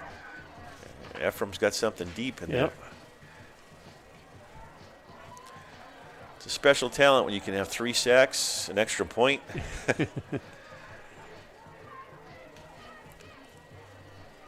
37-7, a minute 30 left in the second quarter.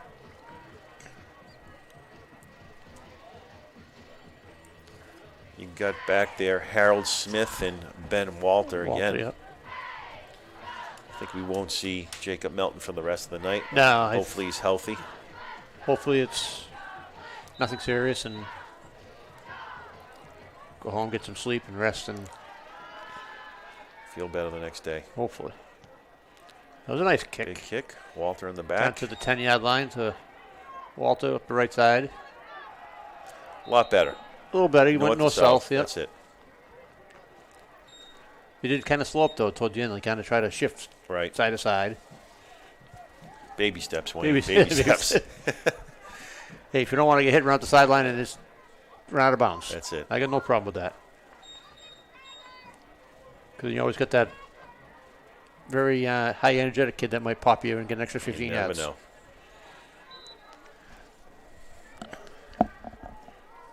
Let's see what Coach Raza can draw up at the end of the second quarter.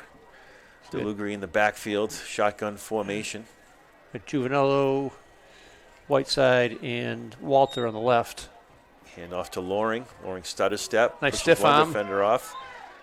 They did a nice job of stringing that out. Tackled by a host of all of Ames, Canton defenders. Canton comes out of the pile with the ball. They're going to say he was down by contact.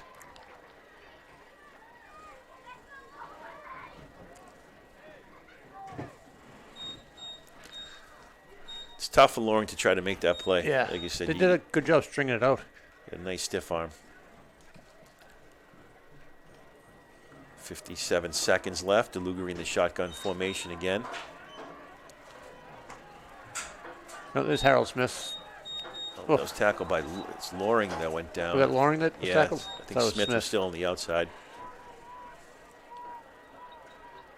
I think Coach might just let this wind down, get the troops into the locker room, have a kind of talk, let them relax a little bit. I think they might have to snap it. I'm not sure. I didn't see what the time was when the snap went off. What is the clock in high school football? I think it's 40. 40 seconds? Yeah. And does the a ref give a the signal? Back judge, when there's 10 seconds, will put his hand straight up in the air. Put his hand up, there's 10 seconds left. And it's 6 seconds. I'm not going to run anything, Yeah, it looks no. like. I think Coach Peraz is happy getting off the field on this tough second quarter. Yep. Canton 37, Oliver Ames 7.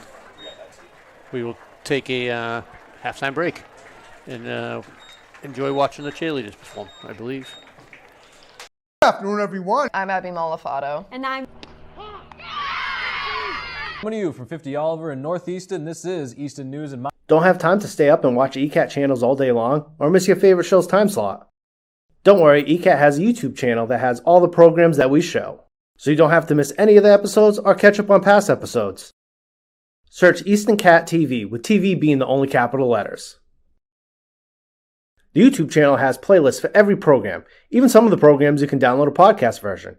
We even stream live events through our channel. To stay up to date with ECAT programming, make sure you look up ECAT's YouTube channel. And don't forget to subscribe so you can get all the alerts for the new programming premiere, and change the alerts to all to make sure you receive all of them. Remember to search Easton Cat TV, with TV being the capital letters. So there's no reason to miss any of the ECAT programming. Enjoy. Hey Easton, I'm Mike. And I'm Curtis. We're from Royalty Beverage, your local distributor of Polar Spring Water. We're excited to join forces with ECAT, also supporting local media and helping ECAT thrive. So join us in making a difference. To learn more, email us at water@eastoncat.org. Stay hydrated, support ECAT, and let's make a positive impact together. Thanks for your support, Easton. Thank you, Easton.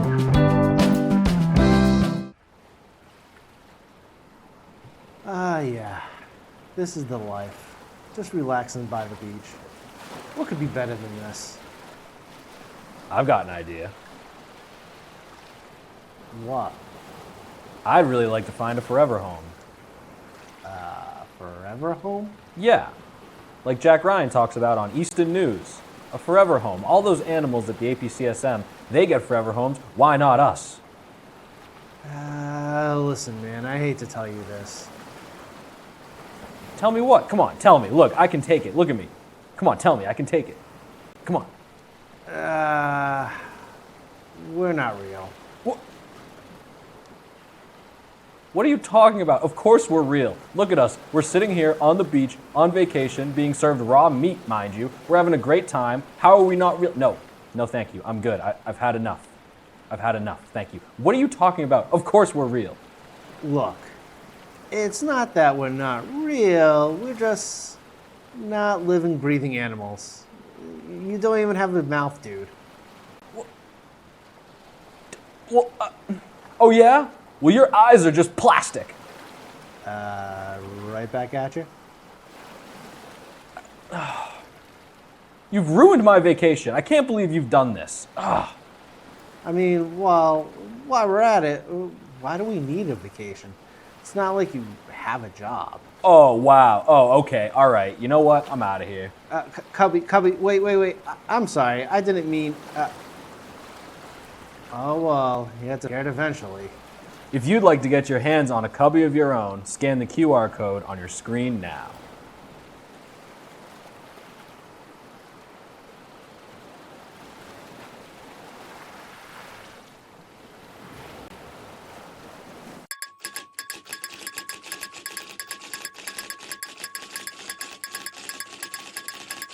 Hello and welcome to Easton News. I'm Joe Taft. And I'm Jack Ryan, and together we bring you everything you need to know about Easton, including politics. The Town of Easton is undertaking a crucial public safety and public works facilities replacement project to enhance essential services for the community. Community events. Mark your calendars and get your costumes ready. The Easton Food Pantry will be hosting a Halloween parade. And sports. Boys soccer stayed hot, defeating Stoughton 2-1. That was the team's 5th straight division title and 4th in a row in the Davenport. With APCSM guest segment Pet of the Week. Hi, I'm Katie with the Animal Protection Center, and today we have a little Iris. With help from special correspondent Wyatt Fain. Join us for Easton News.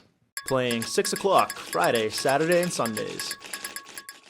Welcome, ladies and gentlemen, boys and girls, residents of Easton, friends and neighbors. This is Bill Ames, co-host with Priscilla Almquist Olson of the Film Connection. On ECAT now for over 20 years. We're very proud of that. And we like to interview guests from Easton who have been involved in the film business. Actors, producers. We're very fortunate today to have a producer of a film.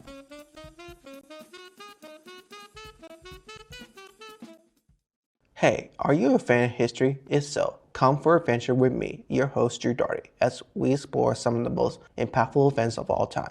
We talk about U.S. history.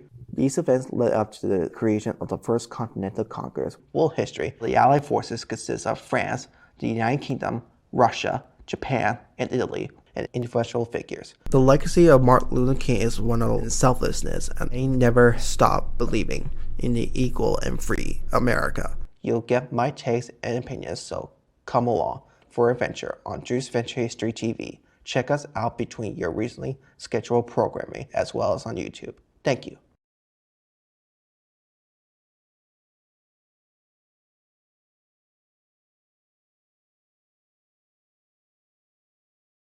Hi there, I'm Gail Devins, and join me as we discover all the businesses that made Easton great. This is a wonderful, wonderful place. I cannot wait. I want to do it. EC's up 14 now. I like how they're playing tonight. That's right.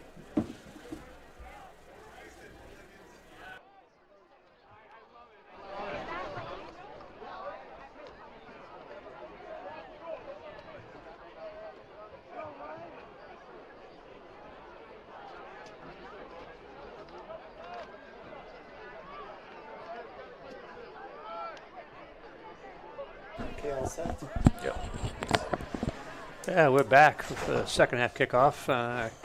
Canton will kick off to the Tigers, who are trail 37-7. Harold Smith back to receive. Might be his first touch of the game. Get upfield, Harold. Good speed. Good speed. There you go. Busted outside.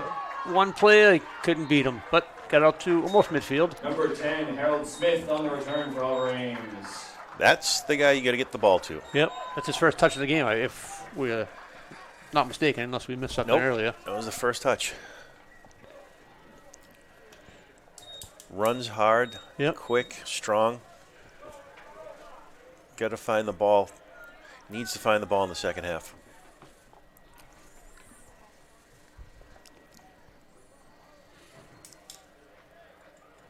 Well, I receive a screen, something. Get him in motion. A little flip, jet sweep. Got him up top one-on-one. He's got the defender Chaplin on him, so that's always tough. But still, you got to find the ball. Delivery hands off to Loring. Good move.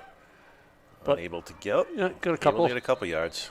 Like they do a nice job of stringing it out. Second down.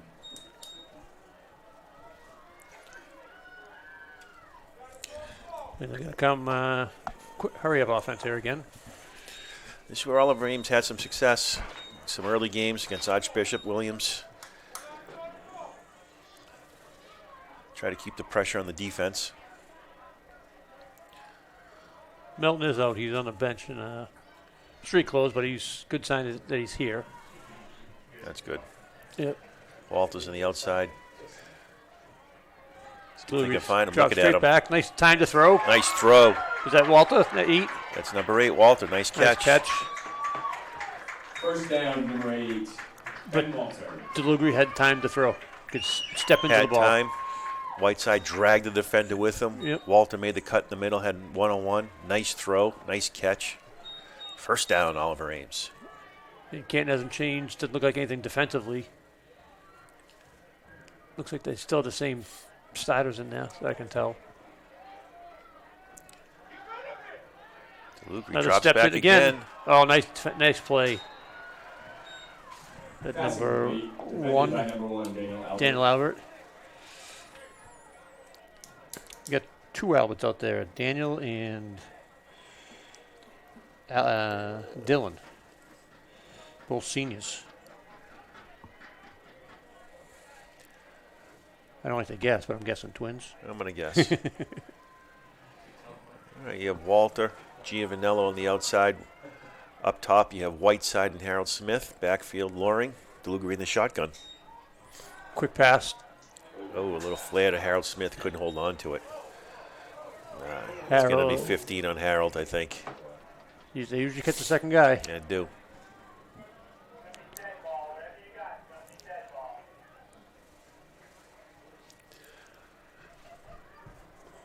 Passing complete. Flag on the play.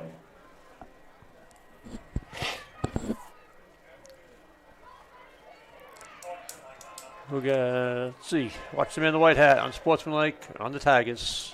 Like you said, they always get the second guy.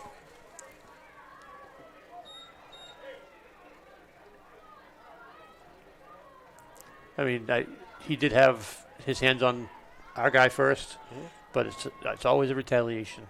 Now listen, you got to know. Yep. That's going to happen. Football's a physical sport. You can't get upset when someone puts your hands on you.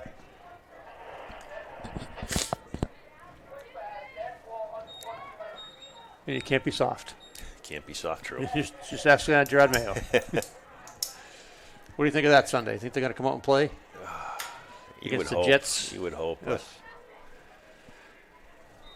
They just don't have enough weapons. I hate losing to the Jets. But I hope they play tough at this point. Just play every game tough. I hope May looks good, gets out healthy, and they lose. True. I don't like to lose, but DeLugri shotgun, drops back, looking over the middle. He's got time. Doesn't need to roll out. Trying to find Whiteside, unable to find him. Tries to throw across his body to Harold Smith, incomplete. Dangerous pass. That's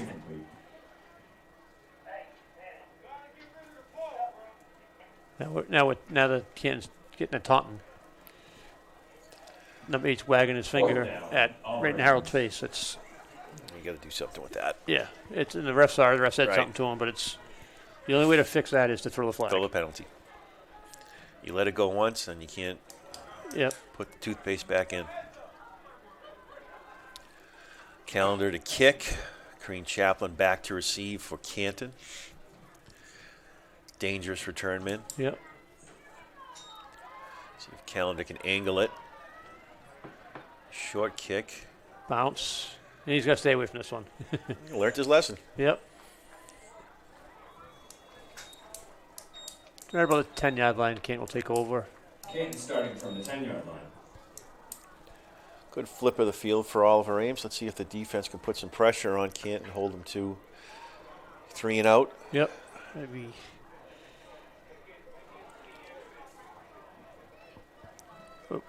We got to be more mentally tough. We can't fall into these chippy things. No. You know, we just, like I said, we just saw him waving his finger in Harold Smith's hands. We just can't now retaliate and turn into that team that just. No, we don't have enough of the offensive power to make up for 15 yards either. Here comes big run to Crow. Crow running at us. First down. Number 6 Crow with a first down run. It's like once they get through that line, there's no one there. And Canton is opening up some big holes.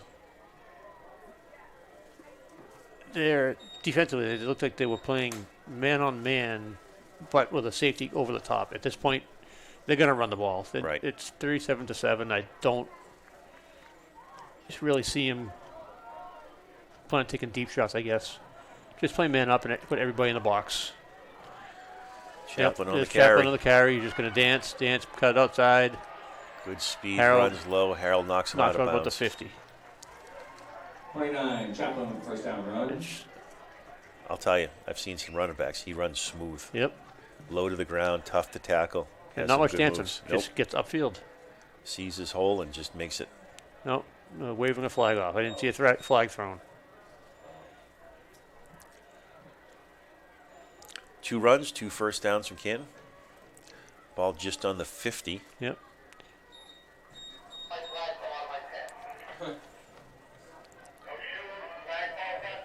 Like you said, Wayne, you're going to see a lot of running in Yeah, the second half. This is when the linebackers for all the Ames, Dale, Ayup, Carpenter need to step up, clog those middles. Believe me, every point counts these days in high school football because of the way they do the power rankings. But there's also a sportsmanship factor involved in high school sports still. But good quick throw. Yep. To who? That's number 15. 15. Jalen Thompson. That looked a little Aaron Rodgers-esque. Yeah, he just took a step back and chucked it to the right-hand side. I know it was a pass, but it barely made over the line of scrimmage. Right. I don't really. It's more of a run extension of the running game. If you watch the Jets play, that's their game. Short passes to the receivers and let them run. I typically don't like to watch the Jets play. I don't either, but sometimes you get them on a Monday night game. You have to. Now with the Celtics on these days, I don't know. Well, now you're free. They're on a. Got Albert Dillon in the backfield with Norton. Gives it to Albert. Albert takes it up on the right-hand side. Gets hit. Able to gain 6.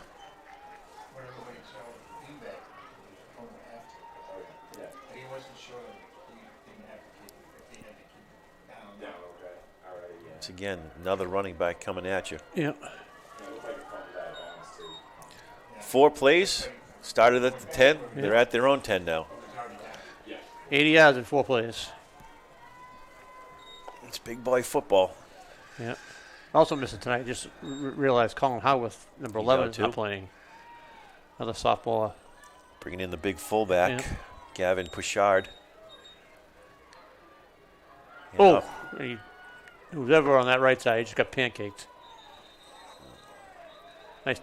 Dylan Albert on the run again. 34, Dylan Albert on the run.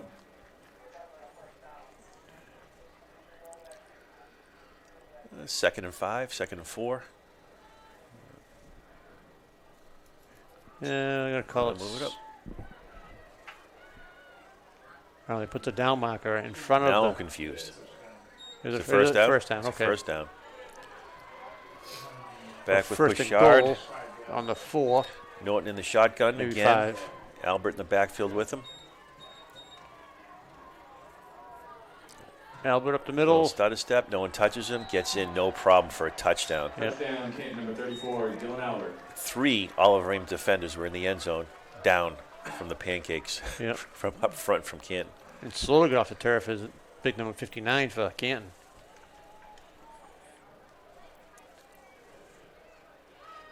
Staying on the field, but he's hobbling. Looks like they're going to go to the traditional kick. Yep. The big fella kicked a 50-yarder last time. Let's see what Gineppo can do again. I bet he's probably calling for that fake again, but let's see if he kicks it instead. The trifecta.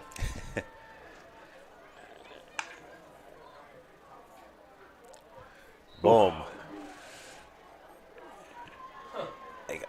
I would try to give him a field goal at some point today to see if he can put that in.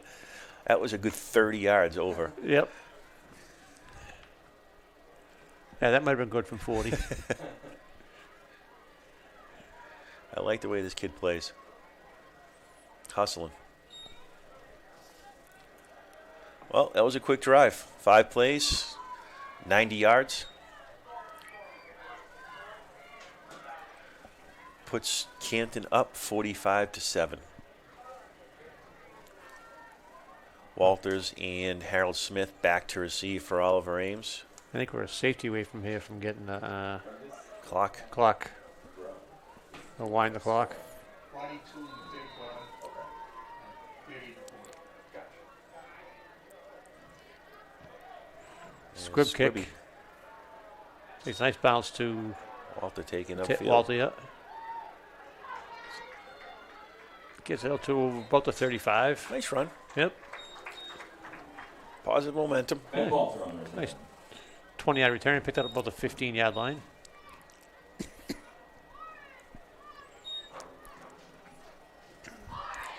Canton still has their starters on the defensive line in. Yep.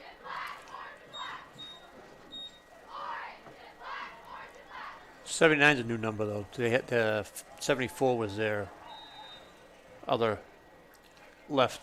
Corin's Alex. I haven't seen him yet. Yeah, that's 79. I think he replaced number 74. DeLugari back in the shotgun. Giovanello, white side. On the outside, Walter and Harold Smith. Short pass, try to get over. Pass knocked down and complete. Second down. Short pass over the middle with those big defensive linemen is going to be tough. You might have to do more of a screen pass to get it to your playmakers. Yeah. Harold Smith up top on the island again. DeLugari in the shotgun with Loring in the backfield. Enough just to Loring. Nothing doing. No.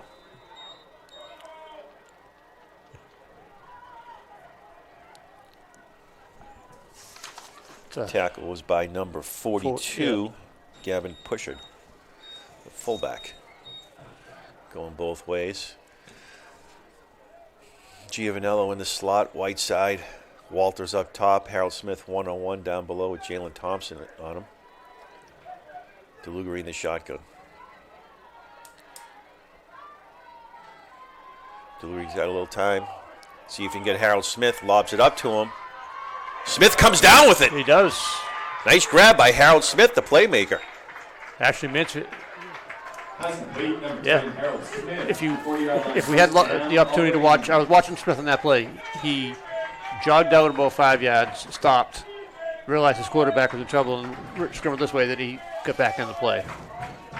You got to go hard every play. I don't care if the ball's coming to the outside 100%. Or not. It's DeLugari's got some time. See if he can get it out. Trying to get to Smith again. Got it. First down, Oliver Ames. Another first down, Harold Smith. Well, they're matching up.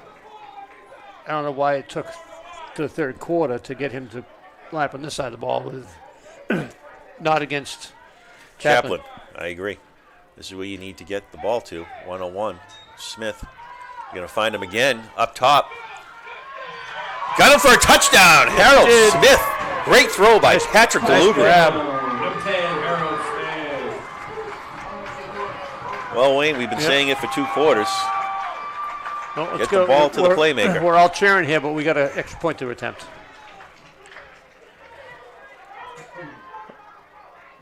And now Smith's going to come out of the game. He might have, when he caught it, fell on the ball. Might have just got the wind knocked out of him, I think.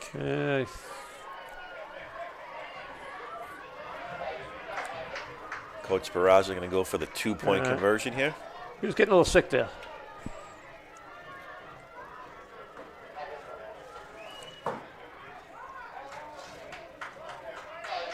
That's the play. Get the ball to Harold Smith. 3 great throws, 3 great plays. Smith one-on-one on the outside against Jalen Thompson. DeLugari lofted up and got in there for a touchdown to put Oliver Ames back on the board. 13. DeLugari in the shotgun again. Harold Smith's out. We're looking at a penalty here if we don't get a snap ball. Here we go. Steps out, looking for Whiteside 101. Nice catch by Andrew Whiteside. Yes, he did. 2-point conversion's good. Cuts 15 to 45. There was only one place DeLugari could put that, in the outside and high, and that's where he put it for Whiteside. Went up and grabbed it. Great play.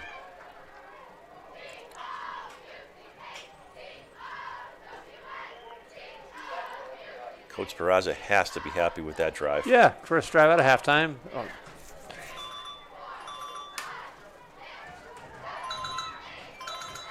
Got a phone call coming in here. I'm going to take a quick break here.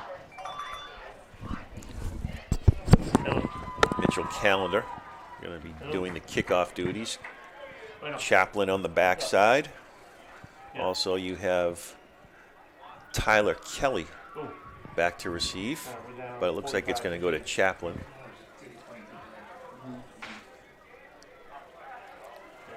Callender with the kickoff. See if he keeps the ball away from Chaplin. I don't think you want to get him the ball. He's got good speed. Here's the kick. Short liner. Chaplin comes up and grabs it. At the 25, makes one move. Makes two moves. Gets right through the middle. Good speed, and he's off to the races. Number 44, Aiden Ayub trying to catch him. Unable to, and it's a touchdown just like that. Yeah, and there's no laundry in the play. Solid line drive punt, kickoff, right to Chaplin, and just had the speed going. No south. In dance, just hit the hole. Hit the hole.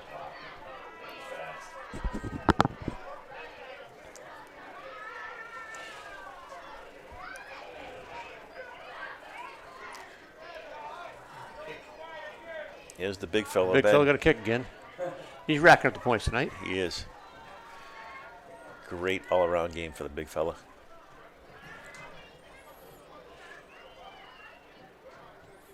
Up and good. No good. Oh. Wide right. My fault, wide right. Extra point is no good. Well, that was the only good part here is we get our offense back on the field That's a little true. quicker. Find some rhythm. The only thing that, Wayne, like with something like that, you like to see them squib kick it or kick it away from Chaplin. Yep. You can't kick it directly to him on a line drive. Didn't even give the guys enough time to come back and even set up for a tackle.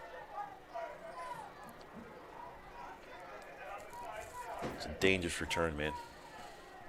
And we got Smith back in the game. Smith and Walters in the back.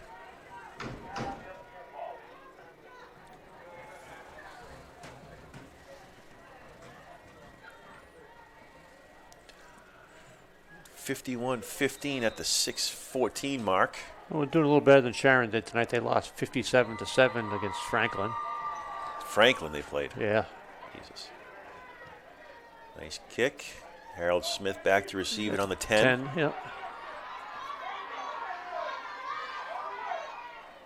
He only gets out to about the 25, but had he run straight up the field, he probably would have got to the 25. Right, that was good. He had to try to find an angle on the backside, heading up on the left.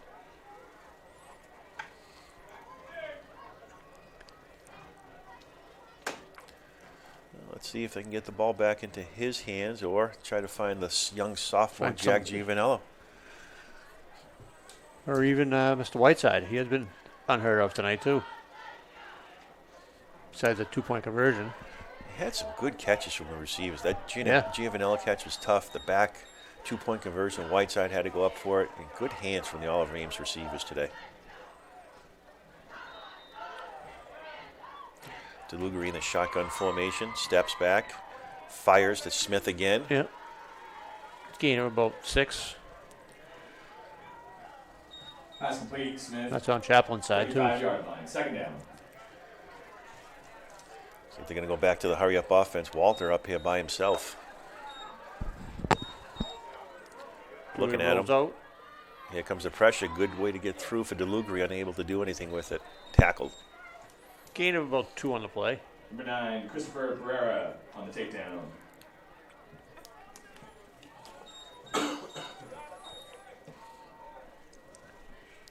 Third down. Oliver Ames trying to keep the pace of play up, keep Canton guessing. Putting Harold Smith one-on-one on the outside with Jalen Thompson on him. Yep.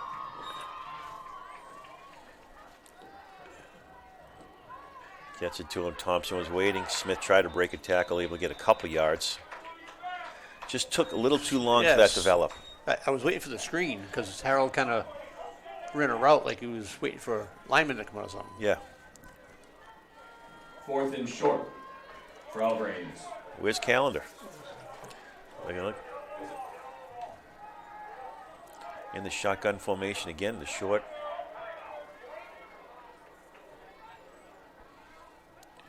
Looking for a measurement? Measurement, maybe? They give him a first down. It's a first down on that play.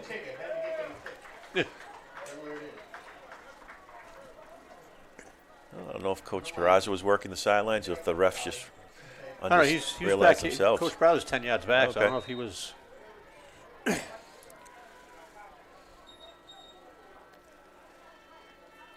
We'll take it any way we can get it. Tried to back shoulder Smith, but Yeah, I he was think he cutting was- over the middle. A little miscommunication there. It's like they're moving Ryan Loring out from the running back position to the inside slot.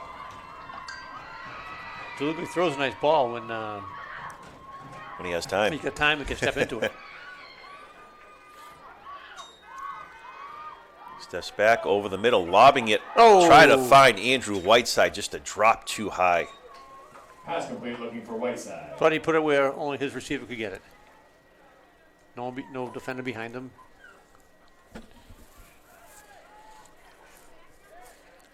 It's a good effort to try to find Andrew Whiteside over the middle.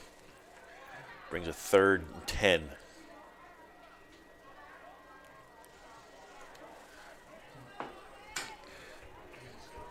DeLugri in the shotgun formation again.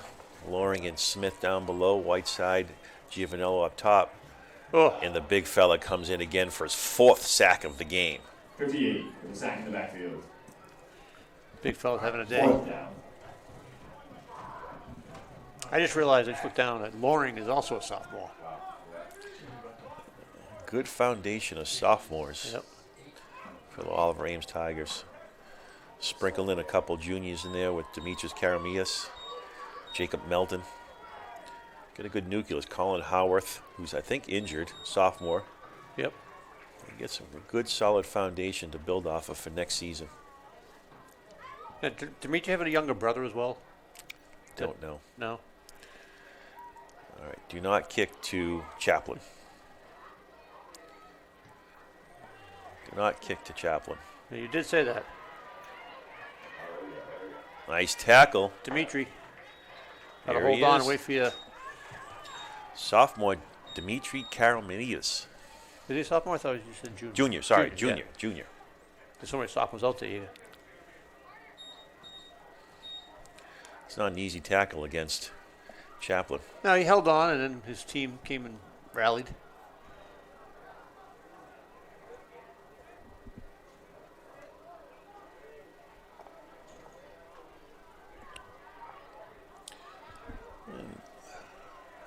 Still seems like they still have the starters out there for Canton. New quarterback, though. Oh, it is? Yep. Number 4. McGilvery? Brian McGilvery, it looks like. All right. And the big fella's not in there, number 79. Yeah, I think he got shaken up the last play. I mean, the game's pretty much in hand, I guess. It's McGilvery in the shotgun off to Jalen Thompson. No gain. Yeah, they got all new linemen in there.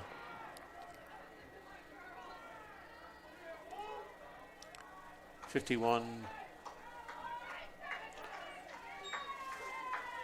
Then we get senior night. We're going to put, looks like the seniors, Waffle just went in, number 76. Yeah, Waffles was playing a lot early in the season. was. I haven't seen him play that much. I'm surprised. I thought he played a couple good games that I saw him. It's good to see him at the nose tackle spot. Hand off to number 17. You would think just by putting him in the middle. Braden Mitchell, he slipped. No gain. Short gain on that run by Canton. You put something like Waffle just in the middle, it's going to clog up some holes. I agree. And it's going to take those guys a lot to move that guy.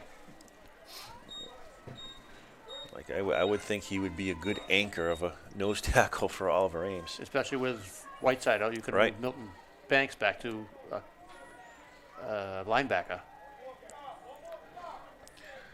3rd and 9. Gilvery steps back, rolls out to his right. He's a lefty. Lefty. Throws complete.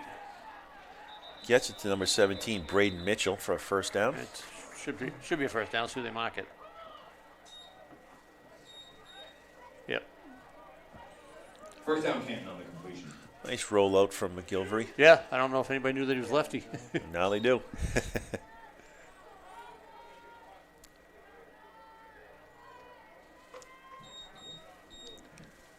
See if Olive Ames can put a stop here against Canton's second unit.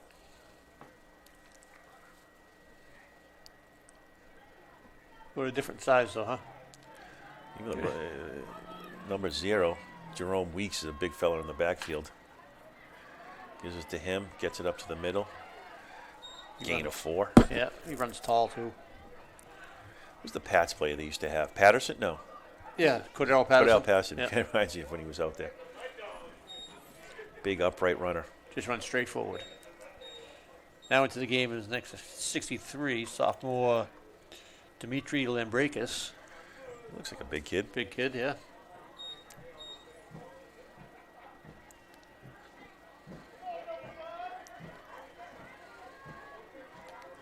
Gilvery line up, shotgun formation. Weeks in the backfield with him. Hand off to number 21. Coming around the backside. Stretches it out. Good tackle. Number 21, Avery Gibson on the run. 3rd down. 3rd and 3. Probably 2. 2? Yeah. Might have been Dale on the tackle. Avery Gibson on the run. So Aiden Naboo starting the tackle, 44.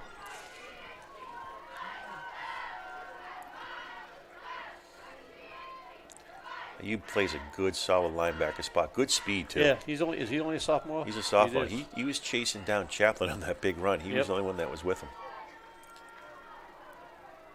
Gilvery in the shotgun. Inside handoff. Bottled up by the Tigers. It's going to be close. Run was by Gianni Thompson, sophomore from Canton.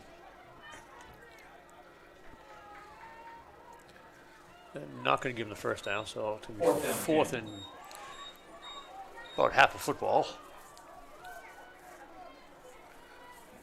Let's go, Walford. See what you can do here. Clog the middle.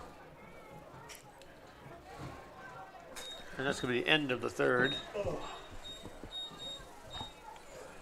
End of the 3rd quarter. Canton 51. Oliver Ames 15.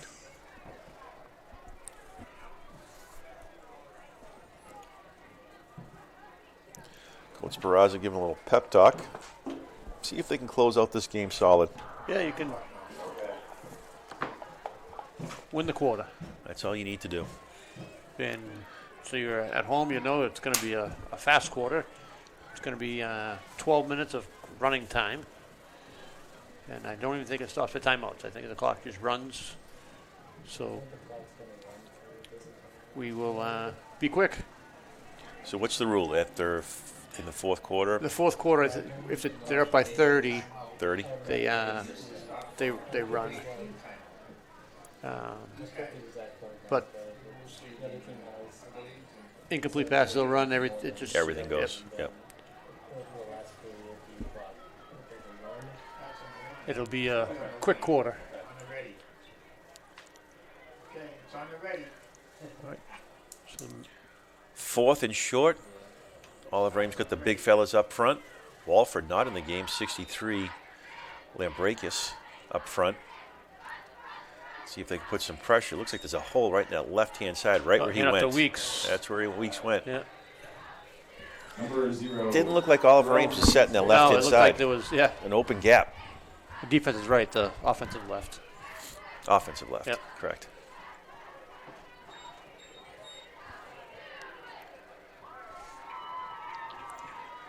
Now they bring Walford in. I was kind of surprised. Yeah. It's head shaking. But you know, we don't see practices. We don't know what goes on. I agree 100%. I never guess. Got to trust the coaching staff. That's true. We can question them, but we don't. Our questions are never valid. Nope. Jerome Weeks for a run of 2. Tackle by number 23, Caden Krause, who, you guess it, sophomore. Yeah. They still got Banks in there. He was in on that tackle as well, but there he comes. Now we got Thaddeus tapping out, number 5. He needs a break. Who's not tapping out is Abu. Aiden Dale's coming in. Abu's got a whole ball of energy. Yeah, he doesn't want to come out ever. Gurley drops back. Handoff to number 17, Braden Mitchell. Nice tackle by the aforementioned Abu. There he is. Aiden Aboob.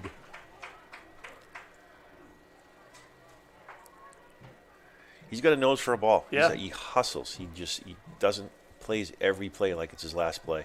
You can just tell. From the first game of the season to where he's playing today, sophomore just gives it all. Yeah, I didn't have the pleasure of knowing him or coaching him or anything, or even knowing if he played any other sports. But very talented.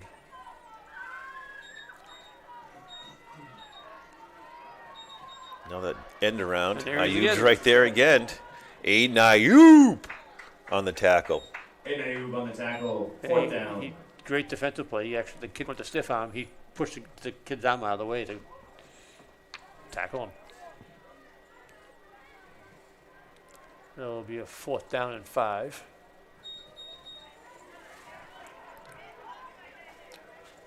Walford still in the middle.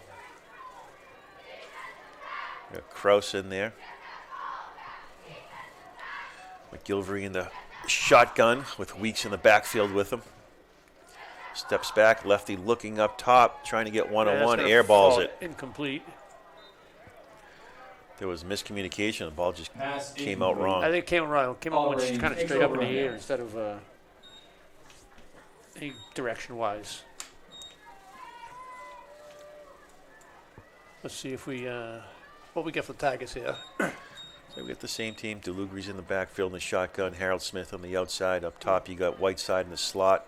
Walters and Giovanello up top also. Yeah.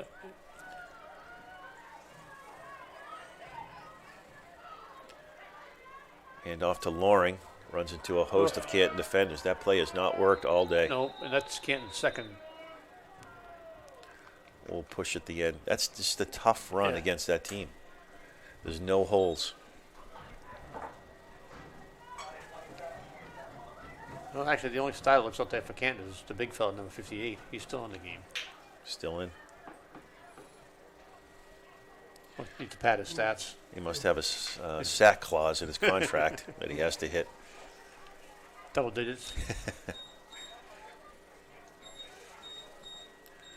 DeLugri back in the shotgun formation, Loring in the backfield with him. Whiteside in the slot now.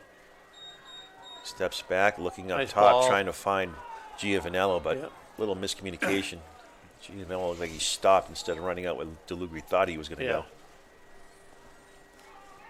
Well, Jason, this could be our last game of the year.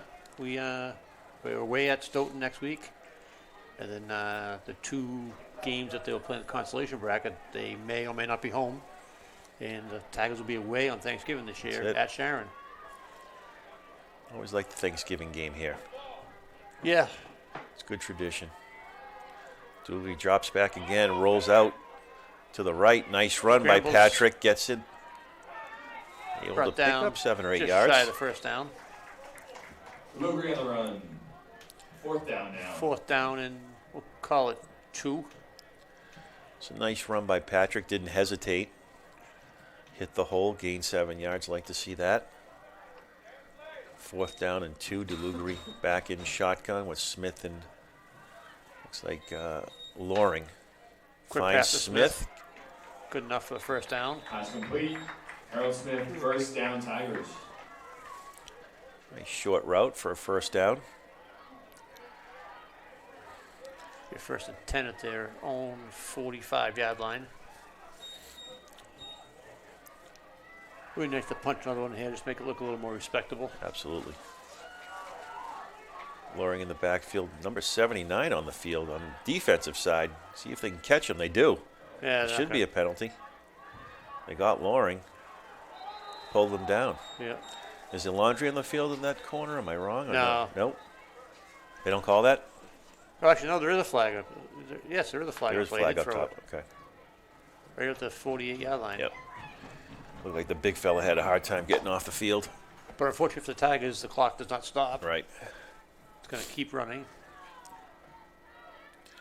This is the first time we've seen 79 in defense. He's usually manning the right tackle spot.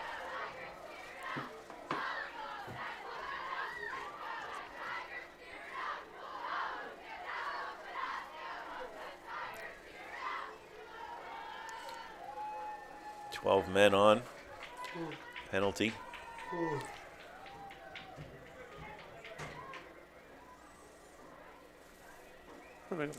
First down and 5.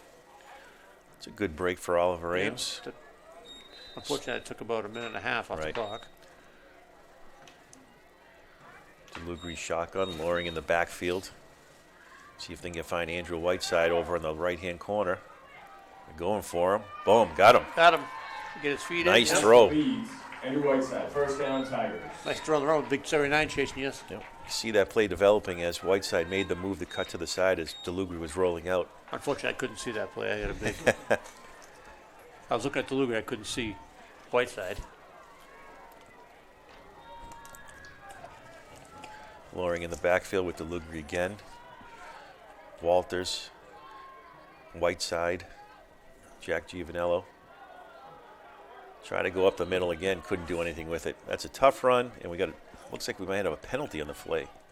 I don't know why we're trying to run the ball. A little unnecessary roughness, maybe. Face mask. Free 15 yards.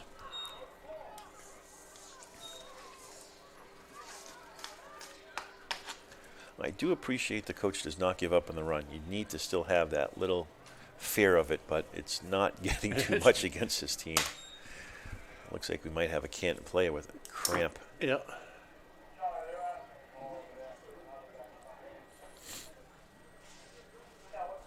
So they do stop the clock on an injury. Injury, yes. Okay. Learn something new every day.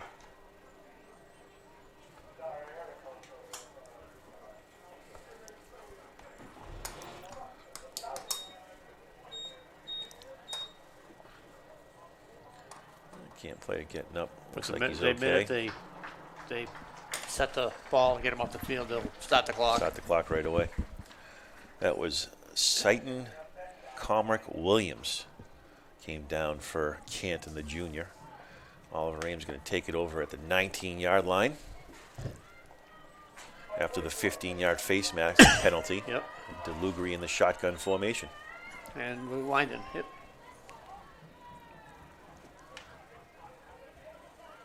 Smith 101.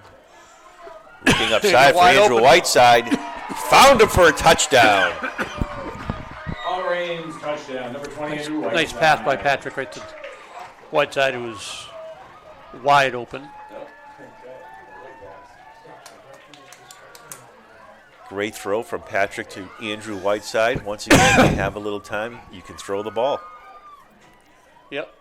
And we're going for 2 here, I assume.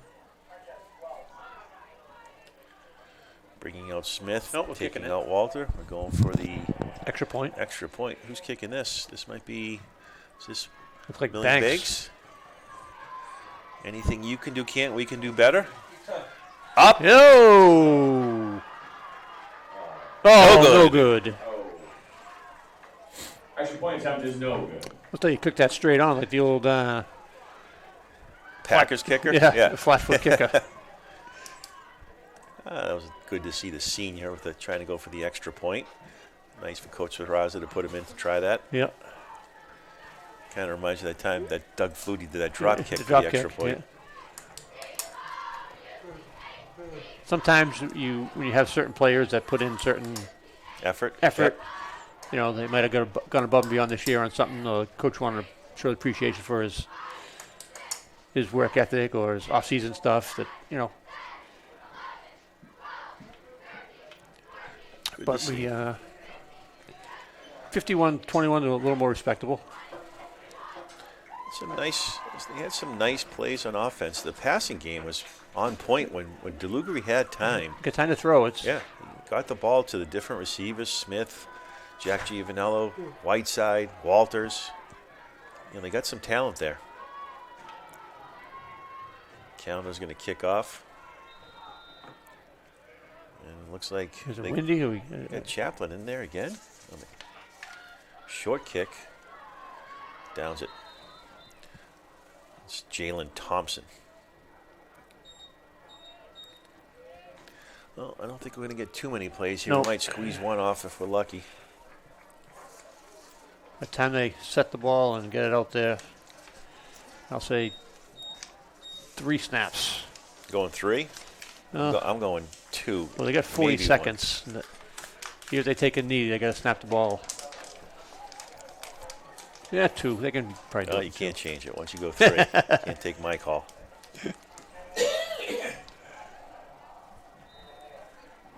Listen, it's a great way to finish from Coach Speraza. Yeah. They made the best of their opportunities when they had them. Something to build on. Yep. Well, Jason, if we don't get another game this year, it was fun. Absolute pleasure. It was, take a quick knee. Hopefully I'll see you during basketball season. Basketball, I'll be hopefully on the mic again.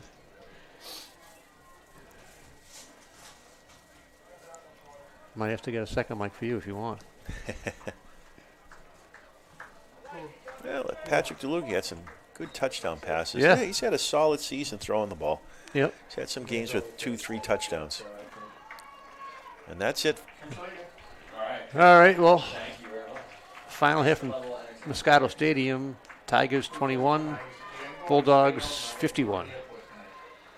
So we're signing off. Hopefully not till next season. Hopefully we'll get one another playoff game. It's, it comes down to records and power rankings and all those fun things, but looking forward to it. Yep. Thanks, Wayne. All right.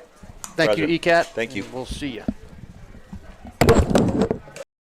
ECAT's production of OA Sports are provided by Rev T. We simplify technology for better. Easton Lions Club. Morris Insurance. Doug King Builders Incorporated. ECAT would like to thank all the sponsors for the support of producing OA Sports.